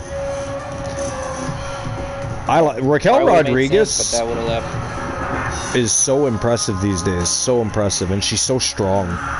But she's not just like... She's not just like a Nia Jax or whatever. She's not just strong and tough. She can really wrestle out there. She can go in that ring.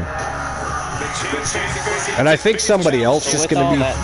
Yeah, go ahead. I was going to say, with all that said, though, I would not normally say this, but I actually hope Rhea beats Jade. I mean, the way Jade's being used right now, not defending the title except once over the 100 days she's had it or something. I'm undecided about what they might do with that situation. Undecided. I wouldn't care if anyone beat Jade right now.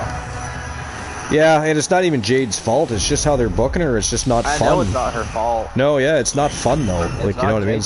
No, it is. They're dropping the ball. Like, it's been a very poor... She's had one title defense. But yet she's been around every week. Now tell me why your champion that is on SmackDown every single week is not defending that title at least once a month. You know? Oh god, some of the creative need to go. Like, you know, Michael Hayes, like Road Dogg. There's a few of them, man, that just... Pritchard could go. You know, I've stuck up for Bruce Pritchard here and there. There's some times where he does actually speak some logic, but most of the time it's like listening to a slightly smarter Dave Meltzer type of thing. And Michael Hayes, why is he part of creative anyways? What? Like, he wasn't even good as a wrestler. Okay. Say he was actually good at creative, or who can be good at creative. And there's people that's going to hate me for this, but there's a reason. You gonna say Vince Russo? CM Punk. CM Punk is absolutely going to be part of creative when he's done wrestling. We all know this. They've been talking about it. Did you know that for the Elimination Chamber that John Cena was in, Punk actually booked the finish? Did he really? Nice. Yeah, where I could see that. Where he like got into the STF and all that. Yep. Oh! Wow, Ray Phoenix. I mean, Moondust's got to be seeing some stars right now. Did you see that? Wowzers. Good grief. What'd you think of the men's chamber? I didn't watch it. Oh, you didn't watch that part yet? Okay. I didn't watch any of it. I just highlights. What I heard and give you my... Oh, okay, I thought maybe you were looking through highlights. I'm not mad about Orton winning, but here. I'm happy about Orton winning, actually. But I see Cody losing to Drew, like winning against Drew, and then beat Randy. And you think so? See, I think that Jacob Fatu interferes in Drew versus Cody, and it ends up being Cody versus Fatu at WrestleMania. And then Orton takes out Drew McIntyre at WrestleMania. I mean, you can't send... you can't send Orton to WrestleMania after that 15th title and have him lose now. Because people would lose their shits. Because people have been screaming for at least one more championship run with Orton for well over a year. You know what I mean? If I was creative and I booked Orton to lose at WrestleMania... After this big tease, when fans have wanted it for so long, I would fucking get the fuck out of Dodge. Very quickly when that final bell rang, I would leave the building. I'd be gone. See you later, guys. It's time to go. But I mean, Drew could retain. It's just I'm thinking of it from a business perspective, from like an attraction. Like you think about it, Randy Orton versus Cody Rhodes. It sounds good. WrestleMania. Except for people are tired of seeing Cody in the main event though. And they don't Yeah, they don't want a main eventing WrestleMania again. But WWE doesn't think that. No, I know. He's their golden boy for sure. He's their golden boy. He's the modern day John Cena. Very well said. I was literally just going to say he's literally filling John Cena's boots. And can do it, you know. He does. and he's earned it and deserves it, but it's time to give that WrestleMania main event to somebody else. And Orton hasn't been there in a very long time for a world championship, so I think it's great. And if anybody, it's not like he's been working as a part-timer. He's around every week. He's been putting on great matches. He looks fantastic. If there's anybody right now that deserves that final push, definitely Orton. Now, would Orton hold that belt long? Probably not. Probably not. He would probably lose it at SummerSlam, if I had to guess. They might let him. They would probably let him keep it to SummerSlam, and then somebody else is taking that title from Randy Orton. Do you think we're going to see Brock Lesnar versus Obafemi at WrestleMania? I know they want that. They do. A lot of people want that, actually. I would rather see that than Brock versus Omos. Oh, God. Listen, I haven't seen Omos in a while. That was kind of rumored, too. And I know Omos has been working at the Performance Center and honing his craft. I hope he at least gets back. I gotta be honest, it's not... The day of the side attraction giant being around, I think, is over. Nobody cares anymore. So if you're that big and can't wrestle, just go home. You know, it just... We've had enough big guys that can't wrestle coming into the business and taking spotlights from people that actually can wrestle. Wow, look at that. That is it. That is all. Ladies and gentlemen, the winner of the matchup by knockout, representing Team Moon Raider 25, he is your reigning, defending, and still TWA Speed Champion, Moondust, the Assassin, with the big W over Ray Phoenix. So congratulations to Team Moon Raider 25 and to Team Chelsea. The leader of Team Chelsea retains his gold and is bringing that gold back home. But when I hear Team Chelsea, I can't think of anything else but like a faction led by Chelsea Green. Yeah. Well, Team Chelsea is also like a football club too, right? I know it's like an English thing. Yeah, like, it is. It's like a city, but it is, yeah. And then, of course, Hardcore Crunchy Luke has Team Arsenal. Speaking of Chelsea, though, apparently, I know there's clips of it, like, Undertaker confronted Michael Hayes about the whole Chelsea thing. Oh, did he? What did he say? Yeah, it was like, Hayes was on the... Well, because Undertaker's a Chelsea Green... Undertaker's a Chelsea Green fan. So that must have been interesting. And apparently, in that same podcast, Michael Hayes said the same thing. He's a fan too, and Taker's like a big fan. Right? Because what he said was complete bollocks. It was complete bollocks. Had the it factor. She does. She had just a little club in Main Street.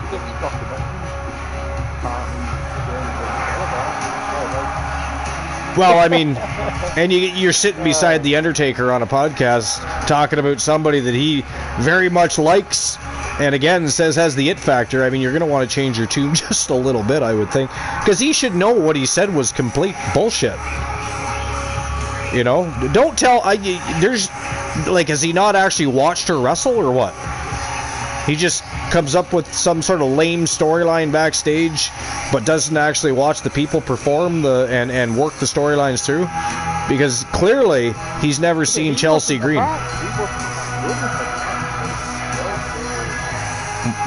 Michael Hayes? No, he was not that good at all on any level.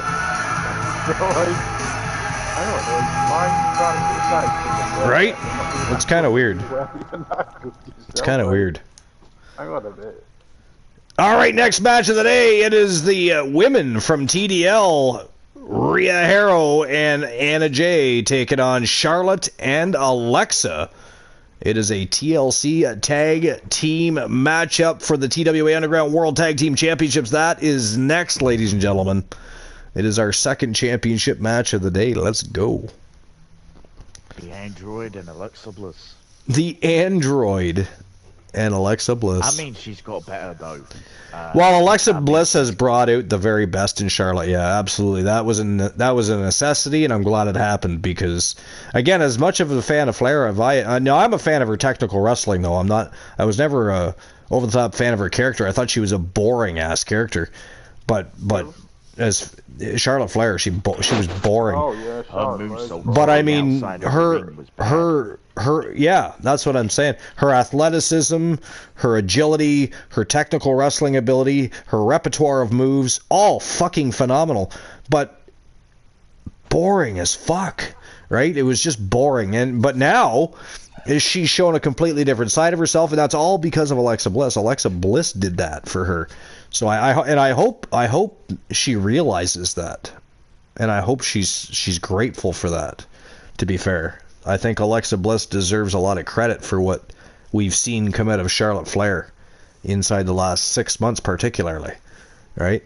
So I don't know. I'm sure she does. I would think, and we know they are actually friends, whether people do know that or not. I mean, hence why she was walking around with Alexa Bliss's daughter backstage during the Elimination Chamber watching her for. So, but apparently one of my devices in the house heard me say Alexa and is now talking to me. That's kind of funny. But yeah, anyways, here we go. TLC tag team matchup. TDL against Charlotte and Alexa for the TWA Underground World Tag Team Championships. Let's rock and roll. I need to start catching up on fucking New Japan mode. Great match, by the way. That was a great defense against Ray Phoenix there. Yeah. And here they come. I think for the women's tag team championships, I think the way I maybe the live that there's a lot to play the full way. See, the whole thing with Bayley and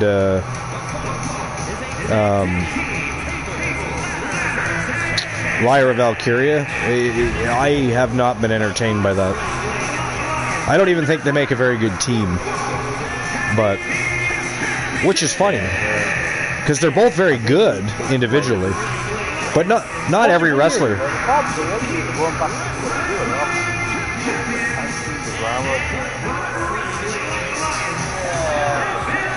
Yeah, it was a bit of a turnaround there.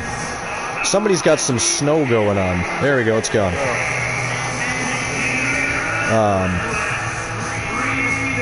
But yeah, it's funny because Bayley and Lyra Valkyria individually are very good, but to me, they don't click as a tag team. At least yet. Maybe that'll grow on me if they keep them together. But I don't know. So, but like I was gonna say, like just because you're a great wrestler doesn't mean you're gonna be a great tag team wrestler. Just because you're a great tag team wrestler doesn't mean you'll make a great singles star, right? Right. So, and we've seen that. We've seen evidence of that.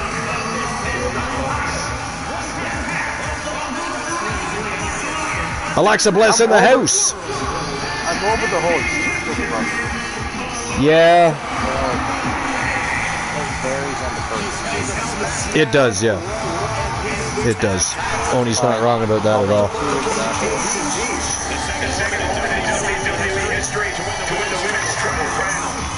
I wouldn't say success, but as far as the character, definitely fit with him. Oh, dude. Not a great wrestler per se. Well, I'm not gonna say he sucks, but his character is phenomenal right now. It is, yeah. And I wouldn't say he's not. I actually think Kit is pretty good at wrestling. He just... I think he's definitely better. No, yeah, exactly. He definitely makes a better tag team partner than he would. Like, he wouldn't be a great singles competitor, I don't think. Well, he said he would always see the tag team guy. Yeah. Like, he was talking to Chris Van Vliet. Elton Prince has said the same thing. Yep. He was like that scared little boy on the first day of school or whatever. So. And you shouldn't have to be a great singles wrestler to be a great tag team wrestler. Anyways, there's a reason there's world tag team championships and there's a world championship. you're still a world champion. But I was going to say my other, Bubba Ray Dudley. Bubba Ray. He was a tag team guy, but he was able to transition into a single star. Very well. Very well. I wish WWE would have... And won a world title. More than one. Yeah. So, I wish WWE would have unleashed with... The problem is they were different characters, kind of. Right? But... Well, Vince didn't like the word bully. I know. Because of the old anti-bullying campaigns and stuff they ran for a little over a decade there. Here's what's messed up about that. They were doing the whole BA Star thing at one time, but they literally had a storyline where Ryback was literally bullying everybody. Yeah. Yeah. And of course, a lot of things came out. A lot of things came out around that same time period about people being bullied backstage, like The Miz and other people. You know, so yeah, that is kind of funny. I heard JBL did stuff like that. And he, like, evidently bullied Mark Henry. I mean, I don't know how anybody can bully Mark Henry, but Alexa, shut off the music. That was weird. I guess Alexa got bored and decided to put music on. Think about it. Would you really want to bully the world's strongest man? No, not really. Because he's not just the world's strongest man. It's not like he's just a weightlifter that became the world's strongest man. That dude was he's earned it. Yeah, he was literally the world's strongest man. He's been in, what, 3 different sports? Excelled at all of them? And is the world's strongest man. They actually did a skit one time, and it was a real skit, and they had him pull part of a train. Do you guys remember that? Did you guys see that? I don't think I saw that. Yep. Oh, we're talking about Mark Henry. How not only is he legit, he was more than one time legitimately the strongest man in the world, but he wasn't just one of those bodybuilder guys that... Yeah, he wasn't just one of those bodybuilding guys that became Mr. Olympia or World's Strongest Man. That he's a legit athlete, legit in 3 different sports, excelled at them all, and was World's Strongest Man. You know what I mean? So. She's in place. Can she end this here? Any opening could be the opening. You just have to go for it. Apparently, I was told to look at my chat. All right, I'm looking right now, Saphira. I'm sorry. I was looking at information because we're talking about different things, so I've been looking at information on the internet. I mean, we're part podcast here too, Saphira. You should know this. You should know this. It is not just a wrestling show. We are also a podcast. We talk about a variety of different topics every show. But you, you, just like your bonus mother, are impatient. And I say that very lovingly. And I will apologize later, just in case Mrs. Archer decides to watch the show. One never knows. Yeah. You know, I don't need to die in my sleep. So, all right. I want to say hi to this. What you're saying hi right now. You can't say hi because you're not here, so you're not on the broadcast booth. But if you're a good girl, the next time you're here, you can come on the show with me again. How about that? Showing zero regard for anyone. Well, you're saying hi right now. You're typing it. They can see it. Everybody in the chat room can see it. And to the outside. Making way toward the top. Hello. There you go. See, Oni says hello. Luke, you want to say hi to Saphira? Moon Raider. Looks like scaling the ladder was the easy part of the job. There you go. See, they all said hi. The big challenge.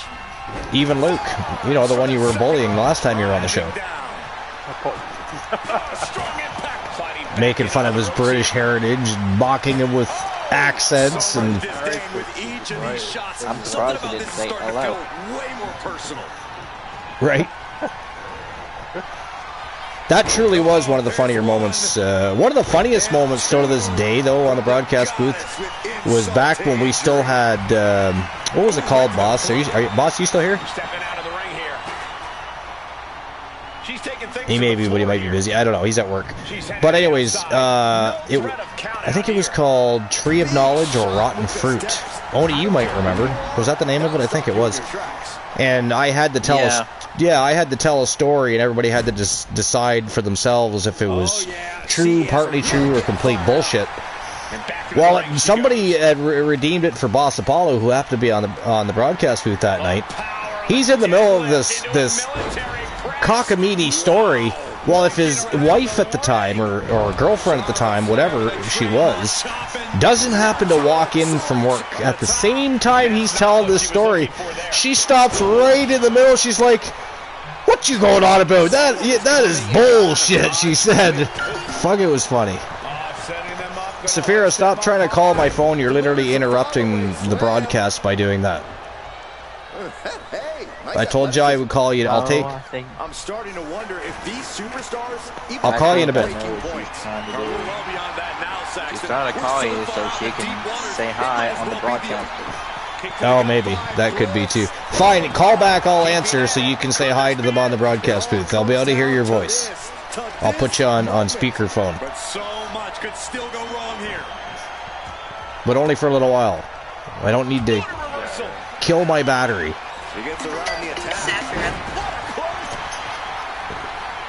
Alright, I can barely hear you though. Hold on, there we go. Alright, you can say hi to them now.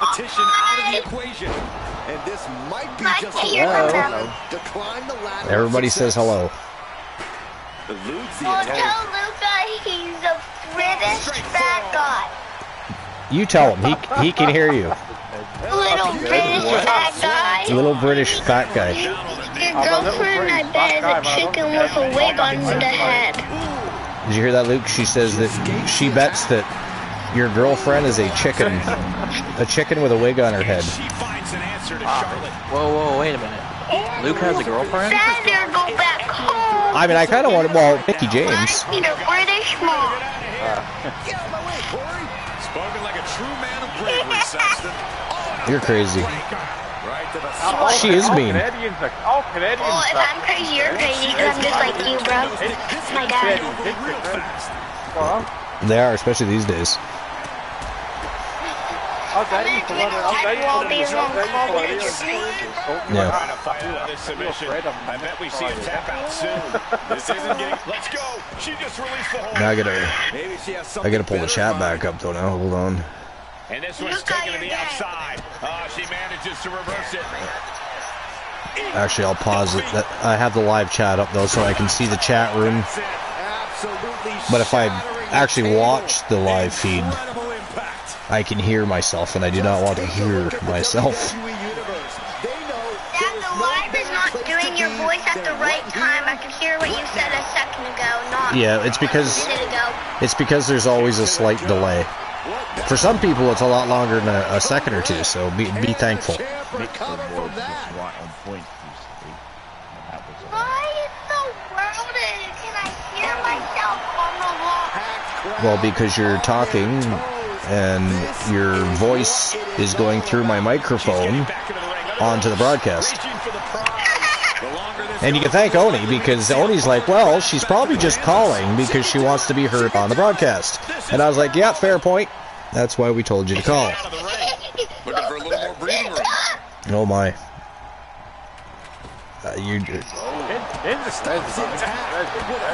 They do. Charlotte takes another beating there. I think you're being a little too crazy, though.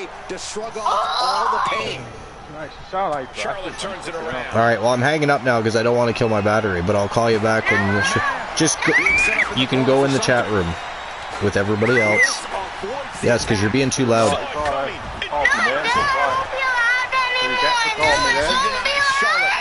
No, because you're acting too silly and nobody wants to listen to that. Well, then settle down, or I'm hanging up. If we're going to have guests calling in to the broadcast booth, we want them to behave themselves. Otherwise, we just, we'd invite Rocky Cross.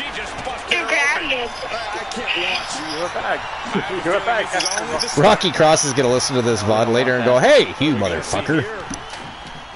I'm just kidding. What'd you say, Oni? I didn't even hear what you said. You make it so I can hear them? No, I can't. You'll have to listen to them on the broadcast. Jokingly, I said we don't want that. We don't want what? Oh, Rocky Cross, yeah. Rocky Cross is a straight up villain. Straight up villain.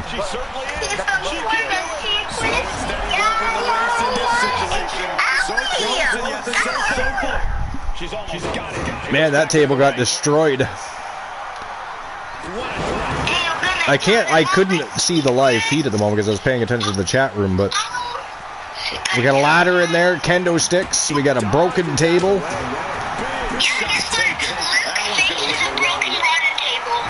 Luke's face is a broken table. You're crazy.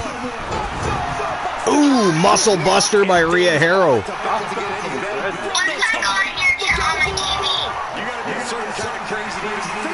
Look at this, Rhea Harrow getting ready to climb the ladder. Belts are still hanging above that ladder. Here she goes. Here comes Alexa, though. Here comes Alexa.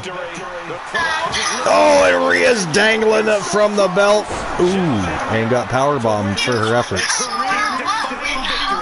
Powerbombed for her efforts.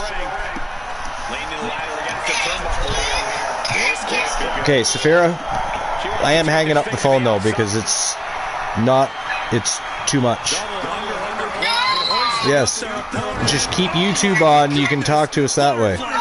Goodbye, I'll talk to you later. There we go.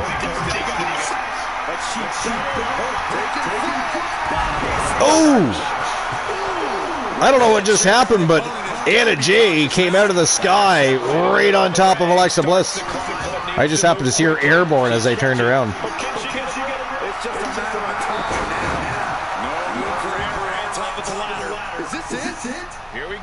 Charlotte Flair and Alexa Bliss pulling all the stops to try and retain those tag team championships. Brutal match so far. Brutal match. I mean, I guess it's a TLC match. It should be. Otherwise, that wouldn't be very much fun, to be fair. Would not be much fun.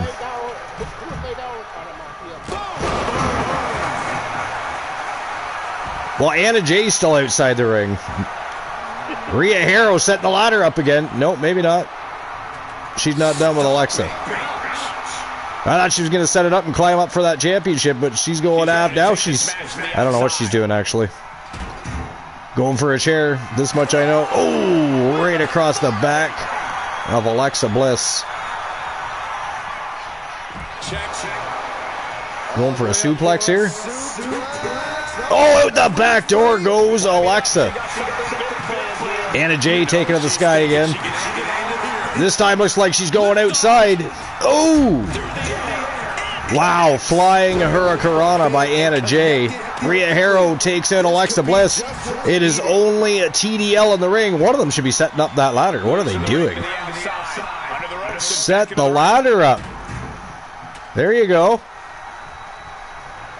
Charlotte Flair getting back to her feet. Alexa Bliss still laid it on the ground, but now she's getting back to her feet. Here she comes. They wasted way too much time. TDL could have won those championships. I don't know what they were thinking there. I don't know what they were thinking, but that was crazy.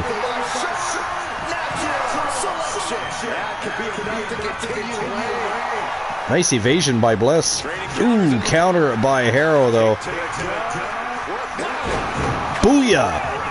Damn, code red by Rhea Harrow. And there she goes, back up the ladder, rung by rung, looking to become champion. Can she do it? Here comes Charlotte Flair, though. Here comes Charlotte Flair. And that is it. That is all, ladies and gentlemen. The winner of the TLC Tag Team matchup and your new TWA Underground World Tag Team Champions, representing Team Mufasa HCC. It is Rhea Harrow and Anna Jay TDL going home with the gold. So congratulations to Team Mufasa HCC and TDL. not only are the men champions, they hold more than one set of tag team championships. As a matter of fact, I'm pretty sure they hold them all. Now the ladies are Underground World Tag Team Champions, so TDL just continuing to improve as a faction, whether they're champions or not. That is hard to contend with right there. You know, when you got champions that are still hungry, that is hard to contend with. Because a lot of people, you know, I think it's any sport, I think. Anytime you become a champion, you sometimes lose a little bit of that edge because you got what you wanted, right? So very few of them are able to stay hungry, stay sharp and focused. So, but TDL definitely can't be put in that same picture. But look at that. Brand new TWA Underground World Tag Team Champions, Rhea Harrow and Anna Jay. Congratulations. Fantastic. I'm going to talk them through here. Tell them I said hi, okay? I mean, they know you said hi. You can still type in the chat room on YouTube. Silly. You can still talk. You can still chat. Just, you know, you got to type. It's on your TV. You're watching it on TV. Nice. Saphira's watching the show on her television. Very cool. All right, here we go. Next match, and of course, championship match of the day. It is our co-main event of TWA Underground, and this time it is the men's turn as Team Chelsea, Kenny Omega, and Obafemi take on Mufasa and Eric Dangerous for the TWA Underground World Tag Team Champions inside of a tag team lockdown. This is going to be nothing but pure brutality. And that is our next match. Let's get to it. Let's get to it. Saphira is typing away. Tell them I'm your daughter. They know you're my daughter. You crazy bean. You crazy chicken. Yeah. They know that. They've also met Alyssa and Riley and Chandler.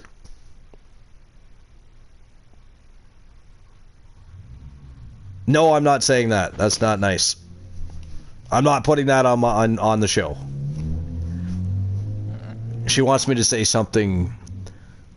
Well, I guess bad would be a good way to go about her sister. That's not happening. It's not happening. She says her sister's being mean to her. That I can say, but I'm not saying the other thing.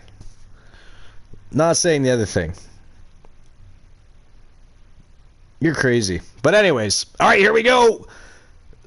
TWA Tag Team Lockdown for the TWA Underground World Tag Team Championships. Team Chelsea, TDL. Let's go. Let's go. All right, I am going to take a quick bathroom break, though, and grab myself a beverage, so I shall be right back. In the meantime, well, enjoy watching the entrances and enjoy watching the lockdown come down and surround those 4 ring posts. But yeah, I'll be right back. The following contest is a tag team steel cage match and is for the Wrestling Alliance Underground Tag Team Championship. And at a combined weight of 497 pounds, Obafemi and Kenny Omega. Here we go, gentlemen.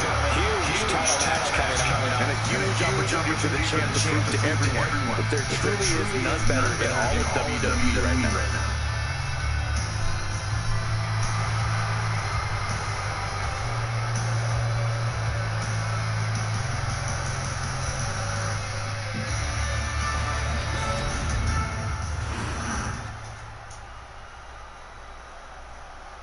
They're here!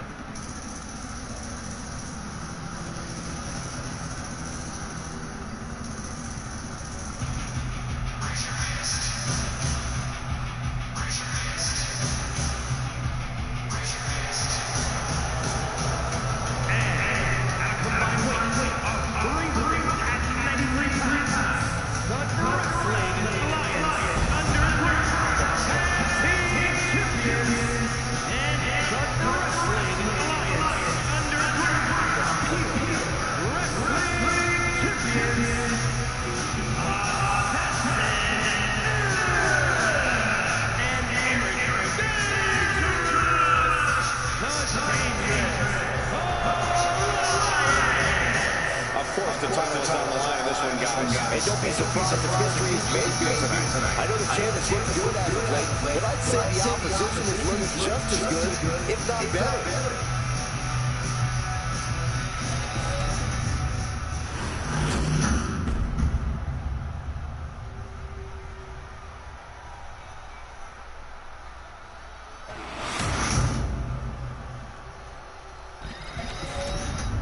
Some formidable pairs have fight for this title.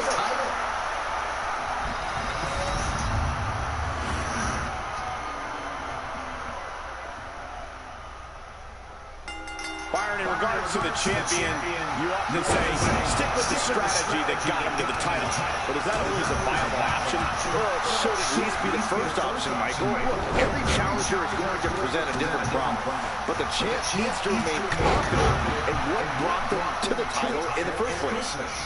The champ isn't where they're at by being one-dimensional. Adapting on the fly should not be a problem. Bang!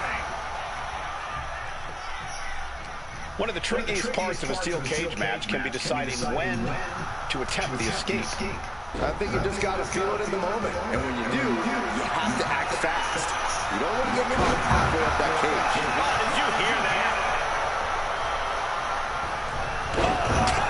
Deep down on the opponent. He goes for the cover.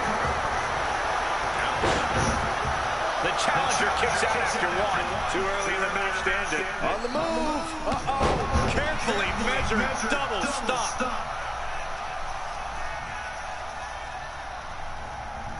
Oof. Roundhouse kick. Ooh, great anticipation. The right angle finds the mark. Look out.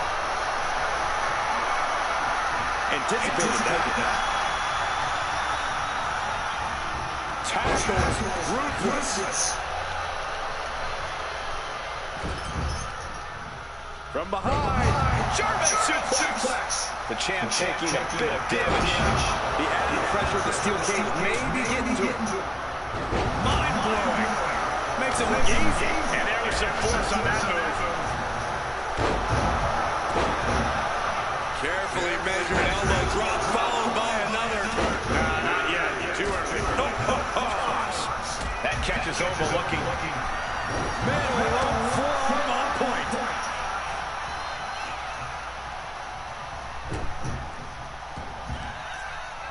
Both wrists captured. Man, knee strike. Is it enough? The cover. Kick out just before. Shoulders down. Keeps his team in this one. Uh-oh. What an elbow drop. He's got his sights locked in now. Countering that offense. Oh. He's in a very bad spot. Totally out of it. Long way up in the electric chair. Driver. Could that be enough to gain the title? Two. What a kick out at two. Based on what we just saw, I think this match is far from over. Who knows what that kick out cost? The champ might be running on fumes. And it may just take going to the well one more time with that maneuver to gain the pinfall. He's going for the pin. This could be it. The challenger fending off the two count. I think, to be honest, I think TDL was going to win. And look at this. Face breaker. The champ taking care of business here. Two. Stopping the ref count at two. All right, I have returned. These superstars must be feeding off the WWE universe. This place is starting to rock.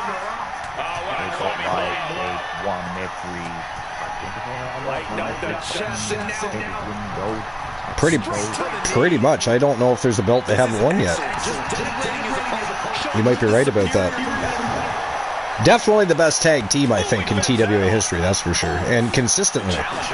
You know, not even any one season. You know, they dominated last season, they've dominated again this season. Just the accomplishments are very impressive. Very impressive. Second best tag. Who were the first? So that would be the The leaders of worlds, or I guess at the time would have been the Ascension.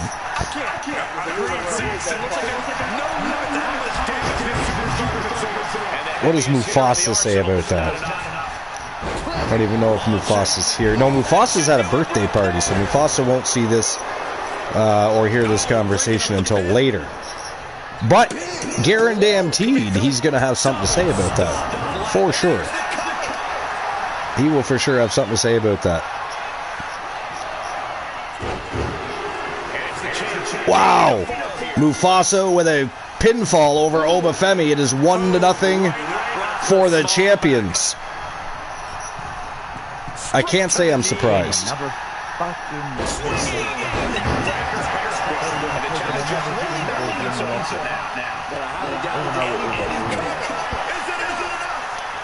Luke Saphir wants me to tell you you're gay.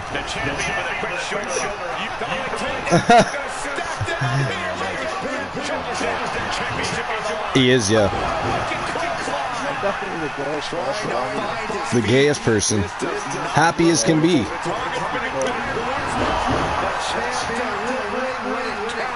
Look at this, Eric Dangerous looking for a pinfall on Kenny Omega. Yeah. Yeah, the love for Mickey James is too strong.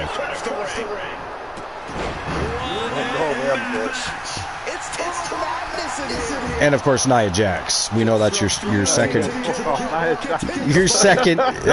or maybe even your new favorite. I bet you've got a shrine already started for now. Now you've bought panties off eBay for Mickey James. Do you also buy Nia Jax panties, or is that something you're interested in? I don't know.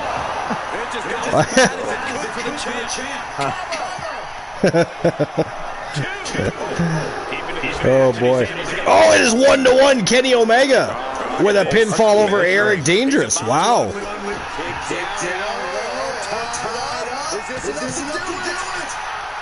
Kenny Omega, rolled up Mufasa but couldn't get the job done there. 1-1. Intense. Tremendous pressure applied. I mean,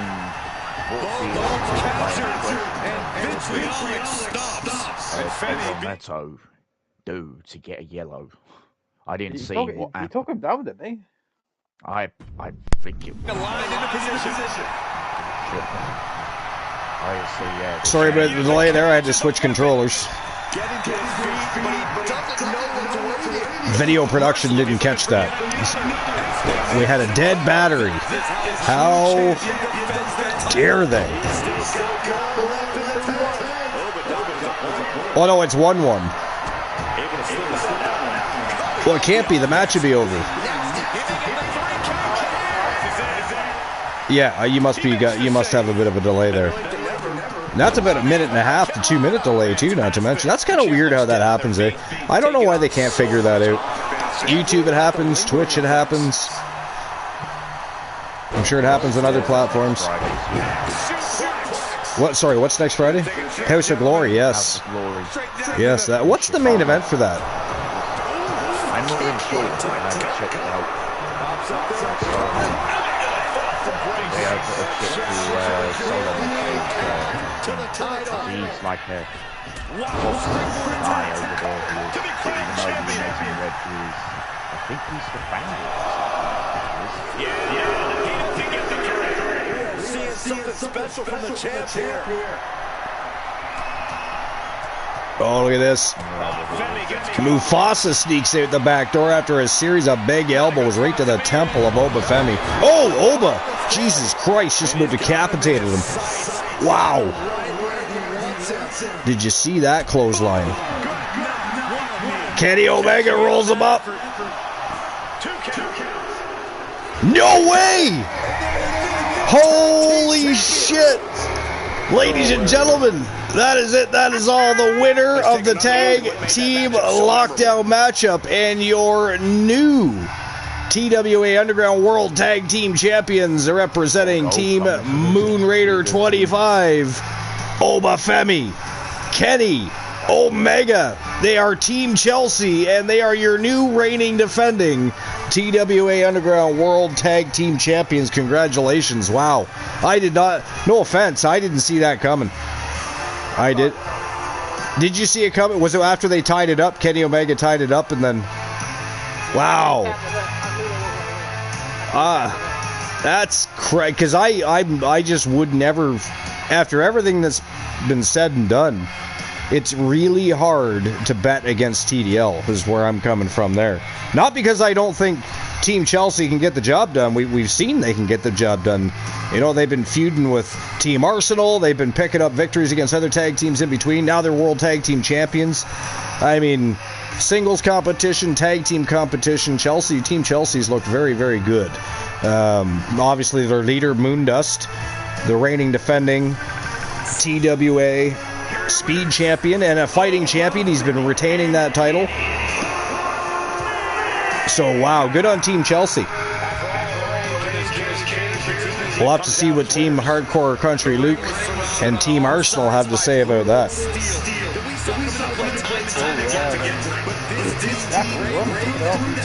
And Saphira says she doesn't think you're gay anymore. She thinks you're a chicken. You're apparently a chicken. I mean, chicken is delicious. I'm not sure I'd want to eat you. I don't know if I'd want to eat you, to be fair. But, sorry, say what's going on, Moon? Or are you still in awe because Kenny and Oba just beat TDL? Well, I'm happy with that.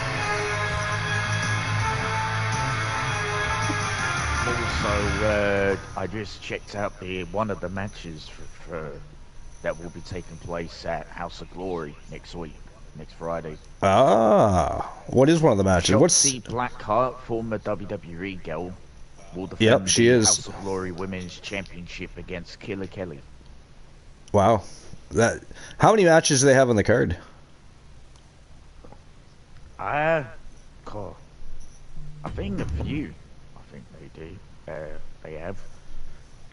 All right, while you're looking that up. All right, ladies and gentlemen, it is main event time for TWA Underground. It is for the Andre the Giant Battle Royal Championship. The debut of Danhausen, making his debut here in this Battle Royal Championship matchup. We got Jack Stone from Team Soul Embers, Zach Payne, of course, leader of the Eagle Club from Team Ace Hunter, Randleman Piper, Rowdy Randleman Piper, representing, of course, Team Multi-Gunman. We got Logan Paul from the Vision. Penta's in the house. CM Punk representing Team Joe Link in the Phenomenal Soul faction. And, of course, your reigning defending TWA Andre the Giant Battle Royal Champion Brock Lesnar, the Beast Incarnate, in the house, ready to retain that championship. What do you guys think? What happens here? I wonder if the crowd will give a bigger pop for Danhausen and TWA than they did that lesser promotion we watched last night.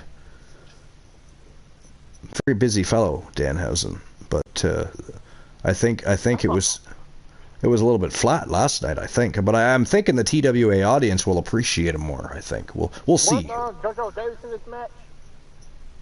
JoJo Davis? Yeah. Was he supposed to be in this match? Yep. Well, he's not now. But maybe. Alright. Quinta, coming for you. Yeah, I don't know what happened there. I'm looking to think, like, did somebody get replaced? I'd have to go back and look at the thing. I think everybody's in there that's supposed to be.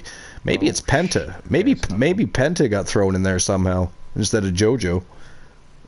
Private Party. Oh, I see a rivalry between JoJo and Penta coming up, I think. Coming for him. Sorry, what did you say, Moon? Private Party, also former, I don't know if they're still part of AEW, to be honest. Former AEW World Tag Team Champions. They are, yeah. Private Party of Isaac Cassidy and Mark Quinn are coming to Turf Wars, which is their upcoming show. Next Friday. I want to say they might still be with AEW, I think. But I mean, that wouldn't prevent them from going to House of Glory either. Charles Mason will be there too. Interesting. So it sounds like a good lineup, at least. It sounds like it's going to be a good show, at least. Anyways, Rowdy Randleman Piper draws number 1. What's that?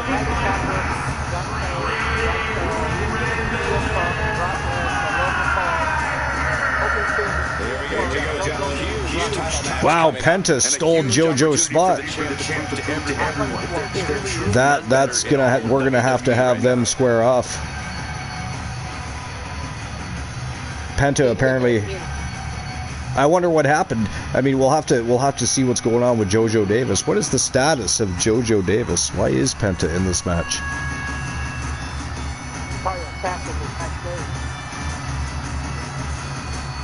Rowdy Randleman Piper from Team Multi Gunman. Former TWA television champion. He's won that championship more than once, actually.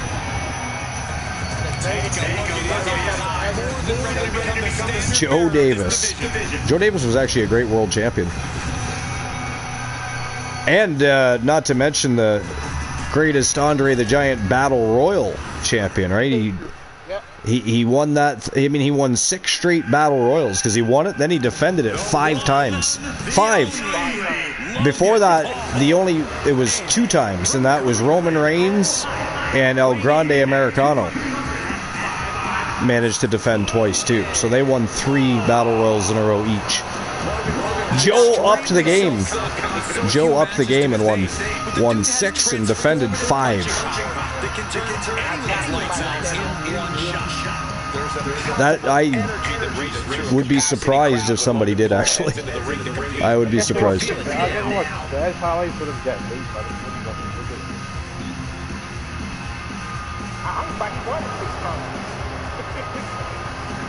That was pretty cool. It really was. I mean, I don't think I've ever seen one person win that many Battle Royals. I mean, not in TWA, but I'm talking even other promotions. I don't think I've seen one person win that many Battle Royals in a row. I've seen the Gooner Luke Ballmer win multiple multi-man matches, tournaments. You know, we saw that. But Battle Royals, though, to win 1 or 2 is tough.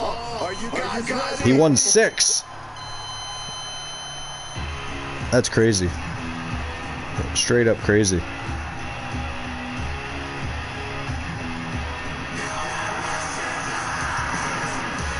She's sending me a Snapchat of her watching the show on her television. That's funny.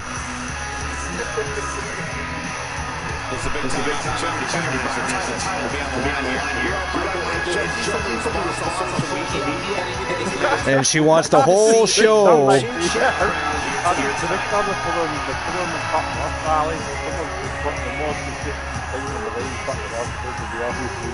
She wants the whole show to know that she's watching on her television, and she's watching over your souls, she said. That's dark. That is dark. I don't even know where that came from, but I don't know why you don't just tell them yourself. You get your phone out. You're always on your phone. Get your phone out. You pull up the YouTube chat and you type that. What are you, just too lazy to type or what? You're making me say everything. How dare you? She's my youngest, yeah. She's turning 10 this year. Double digits this year. I know, right? 9 turning 10, and she's saying, I'm watching over your souls. She's going Undertaker on your asses.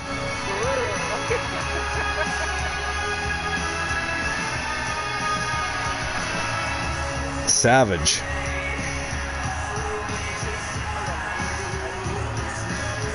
And by the way, Saphira, I didn't say anything earlier, but I was just kind of rereading chat. Nobody calls me that.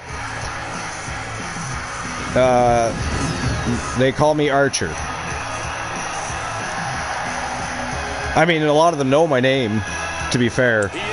I do have a lot of them on Facebook, but not everybody knows my name until today. Until today. But They call me Archer.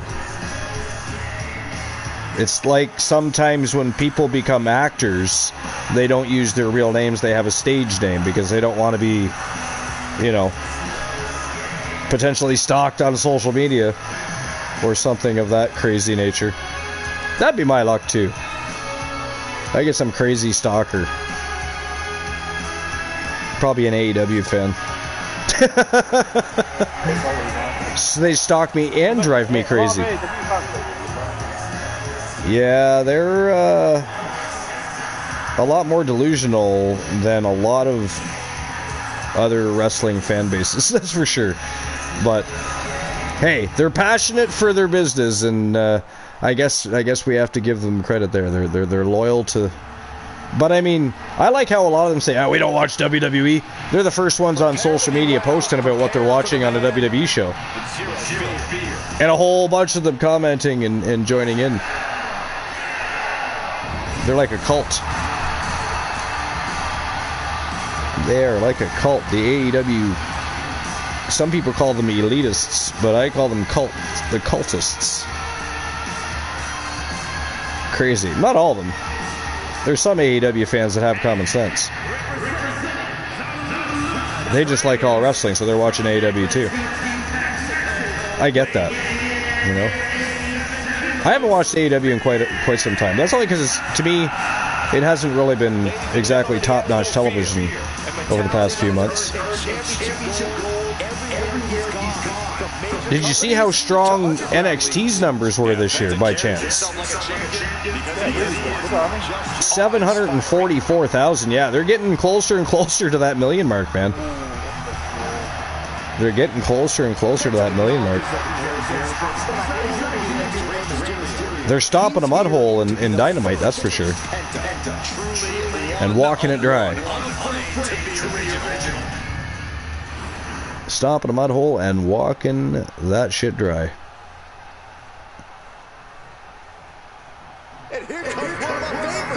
Oh, here comes the giant SOB from Team Soul Embers.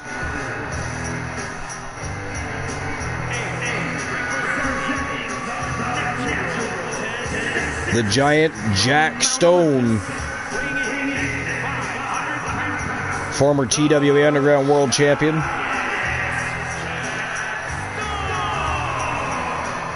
And he really is a big, thick dude. A little bit he reminds me of, like, do you guys, y'all remember Hillbilly Jim? I mean, he's a lot bigger than Hillbilly. I get that. But occasionally the man will wear a pair of overalls. And then he really reminds you of, he's like a cross of Hillbilly Jim and Big John Studd. Galaxy Phantoms in the house. What's good? The show has been fantastic. We're just at the main event of Underground right now.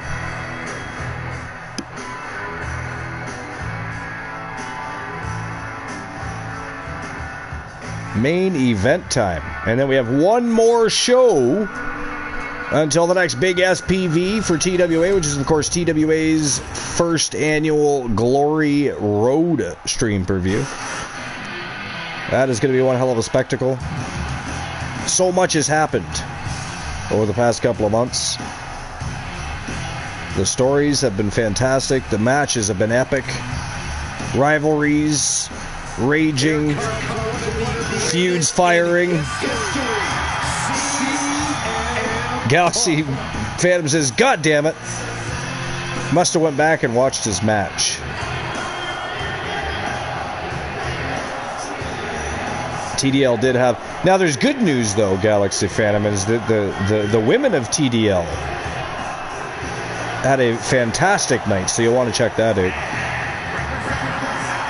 You'll want to check that out. Rhea Harrow and Anna Jay fought the Underground World Tag Team Champions tonight. So you definitely want to check that out. Well, I mean, the whole show's been great. You want to watch the whole damn show, for that matter. For that matter.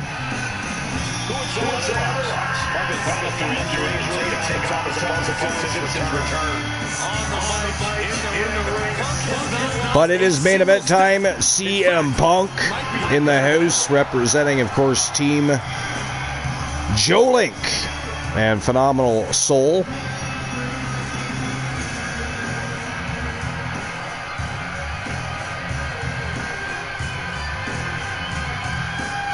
Wherever JoJo Davis is, he is not impressed right now. Penta has apparently stolen JoJo Davis's spot in the Battle Royal.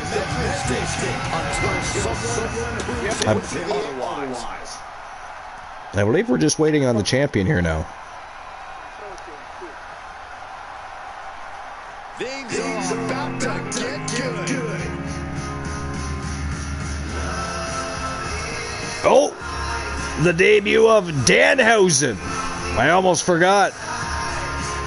Making his debut in the Andre the Giant Battle Royal Championship matchup, which, by the way, is very strange. Very strange.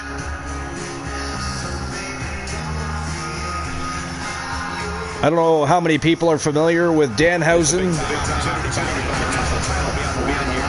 but here he comes.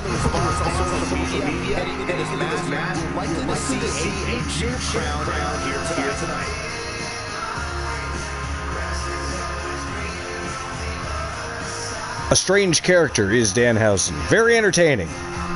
Very good wrestler, but I gotta tell you, he might give R-Truth a run for his money as far as comic relief goes. Because he can be evil, like it says on the back of his cape, and serious at times, or he can be, comedic relief. And some of the things he says and does are just hilarious. So it's going to be fun to watch Danhausen here in TWA. I kind of feel bad for him. Oh, he's being thrown in. I mean, look who he's in there with. His debut matchup.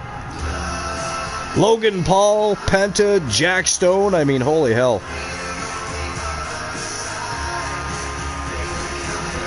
Holy hell. And, of course, the reigning defending champion is about to make his way to the ring. Not going to make his night any more pleasurable, to be fair. You got Zach Payne in there. Rowdy Randleman Piper, CM Punk. I mean, if I'm Danhausen, I'm thinking, why did I agree to this? What was I thinking? Oh, wait a minute. Maybe Danhausen took out JoJo. Maybe we're blaming the wrong person. I bet you he stole the spot. That makes sense now. Because I'm thinking, but still though, why did he choose this match? That's kind of crazy in my opinion.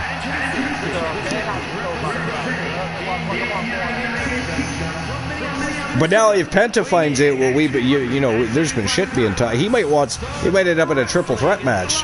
Penta, Danhausen, and JoJo Davis. Actually, that might be an interesting matchup. Make it an elimination.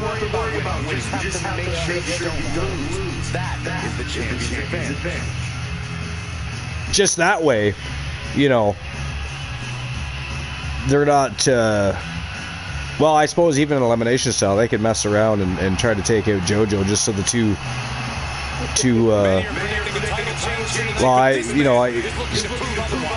Danhausen can high fly. I don't know if I call him a luchador or not, but Penta is.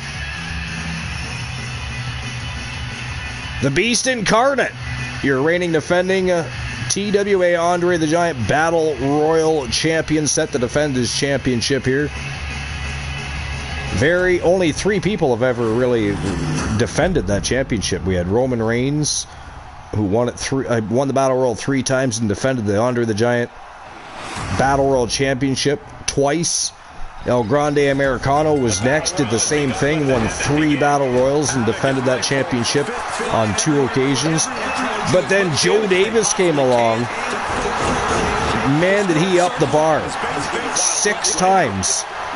Won the Battle Royal 6 times.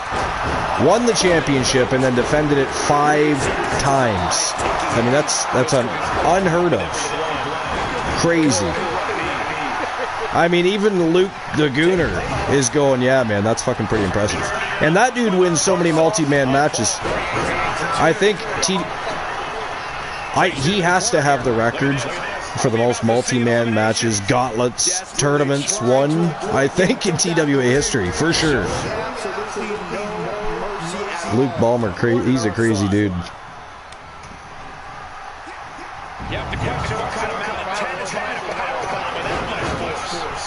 Oh, absolutely it is. Absolutely it is. So far, no eliminations. Still 8 strong. Brock Lesnar just kind of beating the shit out of everybody here. Oh, got kicked right in the head by Logan Paul, though. How did that feel, Mr. Lesnar? Champion is down. Seeing some stars, he is. Seeing some stars. He's used to making other people see stars. Oh! Zach Payne.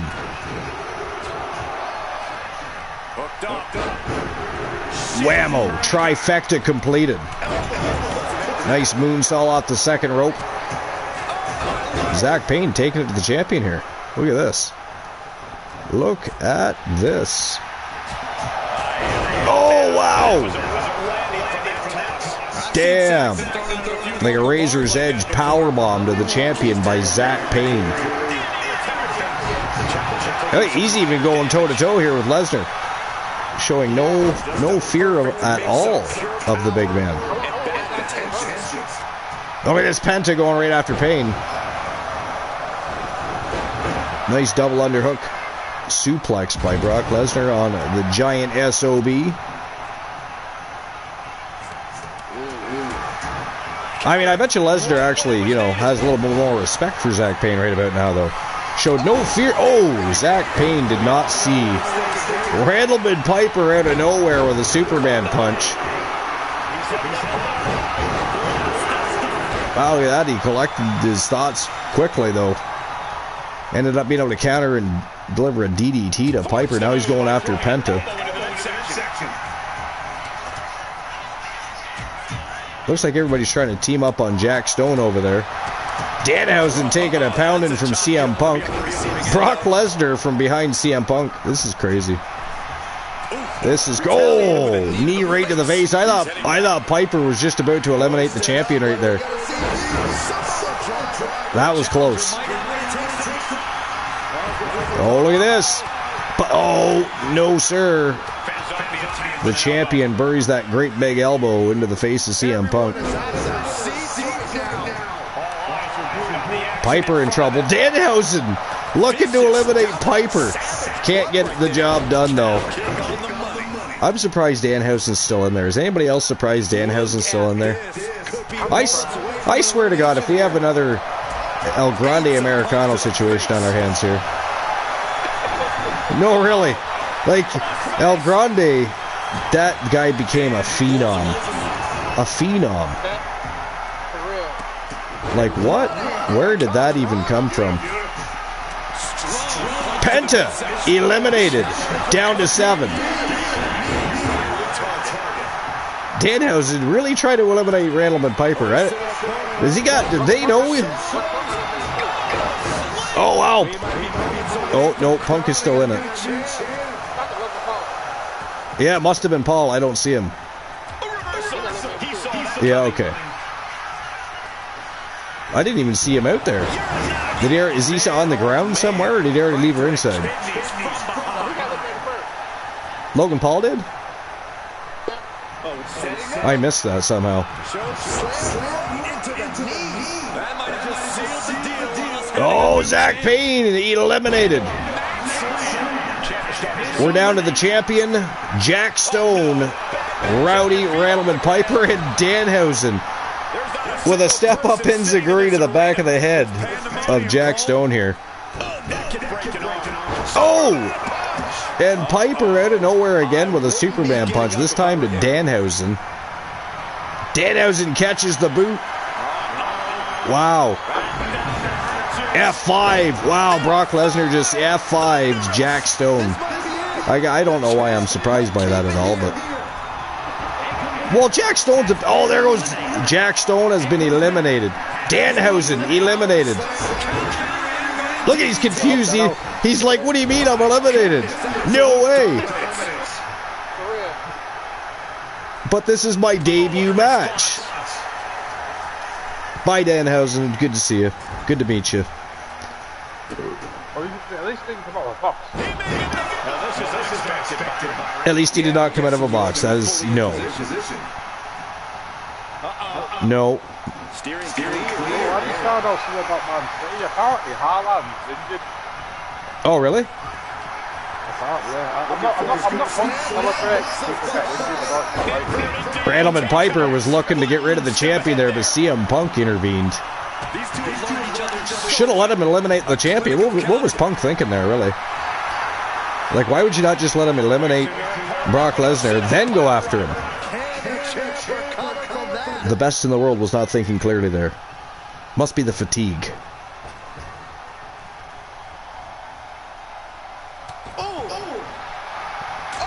Oh! Punches Brock Lesnar in the head. Why? Yeah, but he's still standing there. Why would you not eliminate him? Why are you going after Punk? You just let Lesnar back in the ring. He's going to pay the price for that, I have a feeling. Oh, Punk drops Lesnar. But now they let Piper back in the ring. What is even going on? Why, I ask? Wow, that was sneaky. I like that Piper. I think I like Rowdy Randleman Piper. He's a sneaky bastard in this matchup so far. Punk gonna put him to sleep though. Yeah, good night. GTS Anaconda Vice now. You gonna wear his ass out. He taps him out. Now you gotta get him over that rope though. Gotta get him over the rope. And there goes Piper. Big clothesline by Brock Lesnar, though. Ooh, nice counter by CM Punk. Jawbreaker on the champion. Oh! Oh, wow, he held on. He held on. Punk thinks he won. Lesnar somehow hung on. He got him with the knee, but Lesnar would not let go of that rope. Wow. Ooh, GT. Yeah, but you got to get him over that rope, though, is the thing.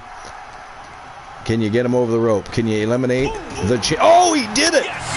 Wow. Ladies and gentlemen, the winner of the Andre the Giant Battle Royal and new TWA Andre the Giant Battle Royal champion representing Phenomenal Soul and Team Joe Link, CM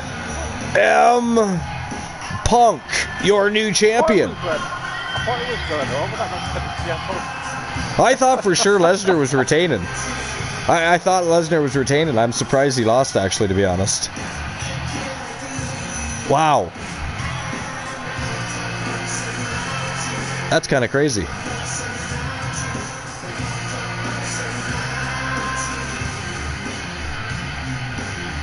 That's kind of crazy. Danhausen was in there a lot longer than I had thought he was going to be, though. So not only did he not win the Battle Royal in his debut matchup, not that I thought he was going to be fair. No offense, Danhausen. Welcome to TWA, but no offense. But now he's got to worry about JoJo Davis, because it would seem that Danhausen interjected himself into this matchup and somehow managed to steal JoJo Davis' spot. JoJo wanted to come in and do what Joe Davis, his brother Joe, did. He wanted to win that championship and see if he can break his brother's record. Danhausen interfered in that agenda. So wow, CM Punk, the Andre the Giant Battle Royal champion. That's I mean, Joe Link's going to be excited. Joe Link will definitely be excited. And he didn't, and you know, Phenomenal Soul didn't somehow get screwed over by a referee tonight, so he'll be excited about that too. He'll be excited about that too. All right, well, that is it. That is all for TWA Underground and episode number 696. We are only 4 shows away from 700. Isn't that crazy? 700. Friggin' crazy. I feel like it was only yesterday that Glenola and myself and a bunch of people that aren't even around anymore, we're all getting prepared for what we called the Hundo, the first 100. And here we are. It's 2026. And in 4 shows, we'll have done 700 TWA wrestling shows. It's insane. Crazy. Been great, though. Been a lot of fun. Been a lot of fun. So, there's that, too. But anyways, that is it. That is all. Our next big show, of course, just around the corner. TWA's first annual Glory Road stream preview coming up. And, of course, our final show on the road to Glory Road, Wrestle Wars Genesis, will be our next live show. That is guaranteed to be a sizzler. You don't want to miss it. But it is that time of day. You don't have to go home. Matter of fact, if you want, you can join us on the broadcast booth. I'm sure we'll be talking for a little while after the show is over. So do feel free to join us in the broadcast booth post-show. We're just going to be shooting the shit and winding down, I'm sure. But other than that, you know, I do not care what you do. You don't have to go home. You don't have to go to your mother's house. What you do have to do is get the fuck out of my channel. That's it. That's all. Show's over. Goodbye. Hasta la vista. Sayonara. Au revoir. A biento. Get the fuck out.